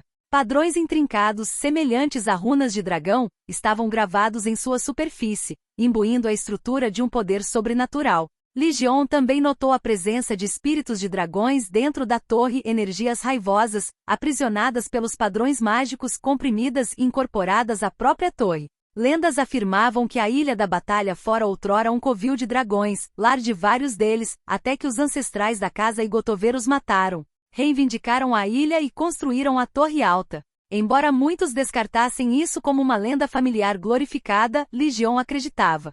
Os espíritos de dragões aprisionados que ele viu eram a prova da veracidade da história. Até Glory conseguia sentir a magia da torre. Ele cobiçava a energia dos espíritos dos dragões, mas não conseguia absorvê-la, pois as forças de ligação da torre eram muito maiores que as capacidades devoradoras de Glory. Isso deixou a criatura inquieta, uma tensão que Li Jion podia sentir. Ao entrar no salão de banquetes da fortaleza de Blackstone, Li Jion deixou Glória do lado de fora. Trazer uma fera tão grande para um banquete teria sido incrivelmente rude. Os nobres de Vila Velha presentes no evento, no entanto, estavam curiosos sobre a criatura gigante conhecida como Glória. Li Jion não permaneceu no banquete por muito tempo. Lá fora, sentiu que Glória estava cada vez mais agitada devido à influência do poder da Torre Alta. Pior ainda, alguns nobres estavam provocando a fera de forma imprudente, arriscando suas vidas no processo. Se isso continuasse, a ferocidade mal contida de Glory poderia explodir, colocando em perigo todos os que estivessem por perto. Pagarei 1000 dragões de ouro por isso, ofereceu um nobre de Vila Velha quando Li Jion saiu do salão bem a tempo de acalmar Glory. Li Jion virou-se para o nobre, tirou um veado de prata do bolso e colocou-o na mão do homem. Eu lhe darei um veado de prata por ele, disse ele. O nobre congelou, percebendo rapidamente a zombaria. Li Jion estava insinuando que o nobre valia apenas um veado de prata. O rosto do homem escureceu de raiva enquanto os nobres ao redor explodiam em gargalhadas à sua custa. Em meio às vaias, a expressão do nobre se contorceu de ódio. Ele abriu a boca para retrucar com algo ameaçador, mas Li Jion o interrompeu. É melhor não dizer mais nada. Se eu ouvir uma ameaça, ficarei assustado. E se ficar assustado, me sentirei compelido a eliminar a ameaça por completo. Agora, o que você acha que eu usarei para resolver isso? As palavras de Li Jion eram calmas, mas um tom arrepiante a sublinhava. Seu olhar se desviou do nobre para os outros espectadores, e uma aura assassina palpável irradiava dele, um resquício sinistro dos pacificadores e dos cavaleiros banidos. As risadas cessaram imediatamente. Um silêncio atordoante se abateu sobre a multidão. Respirações ofegantes se prenderam, e os nobres encararam Li Jion, horrorizados. Aos seus olhos, a armadura do cavaleiro banido parecia envolta em uma névoa escura e ameaçadora. Olhos injetados de sangue brilhavam através das estreitas fendas do capacete, exalando uma aura monstruosa e sobrenatural, como se algo aterrorizante estivesse escondido ali, pronto para atacar. Satisfeito por ter entendido seu ponto, Li Jion retraiu sua aura. Sem esperar que ninguém se recuperasse do choque, ele deixou a praça com Glory, em direção a um jardim próximo. Só depois que Li Jion se foi é que os nobres começaram a se recompor. Muitos sentiam as pernas fracas e trêmulas, precisando se apoiar uns nos outros ou em objetos próximos. O cheiro forte de urina pairava no ar. Mais de um deles havia perdido o controle de medo. A vergonha substituiu a arrogância anterior, e eles se dispersaram para trocar de roupa, desesperados para evitar mais humilhação. O ressentimento contra Li Jion foi esquecido, superado pela necessidade imediata de recuperar a dignidade. O incidente não passou despercebido. Observadores alheios à intensidade da aura mortal de Li Jion apenas presenciaram um pequeno confronto entre o capitão da guarda de Vilas e um grupo de nobres de Vila Velha. A notícia do encontro logo chegou a Vilas e Leighton e Gotover, o senhor da Torre Alta, que ainda estavam no banquete. No entanto, a reação deles foi inesperada. Ambos ignoraram completamente o assunto, como se fosse um acontecimento trivial, indigno de sua atenção. Obrigado por assistir. Se gostou, deixa o like e inscreva-se. Quanto mais apoio, mais vídeos, e se possível apoie o canal doando no Pix do canal na descrição. Qualquer valor ajuda, assim o canal pode trazer vídeos de autores pagos, e novos vídeos são postados com mais frequência. Muito obrigado a todos, curtam o canal.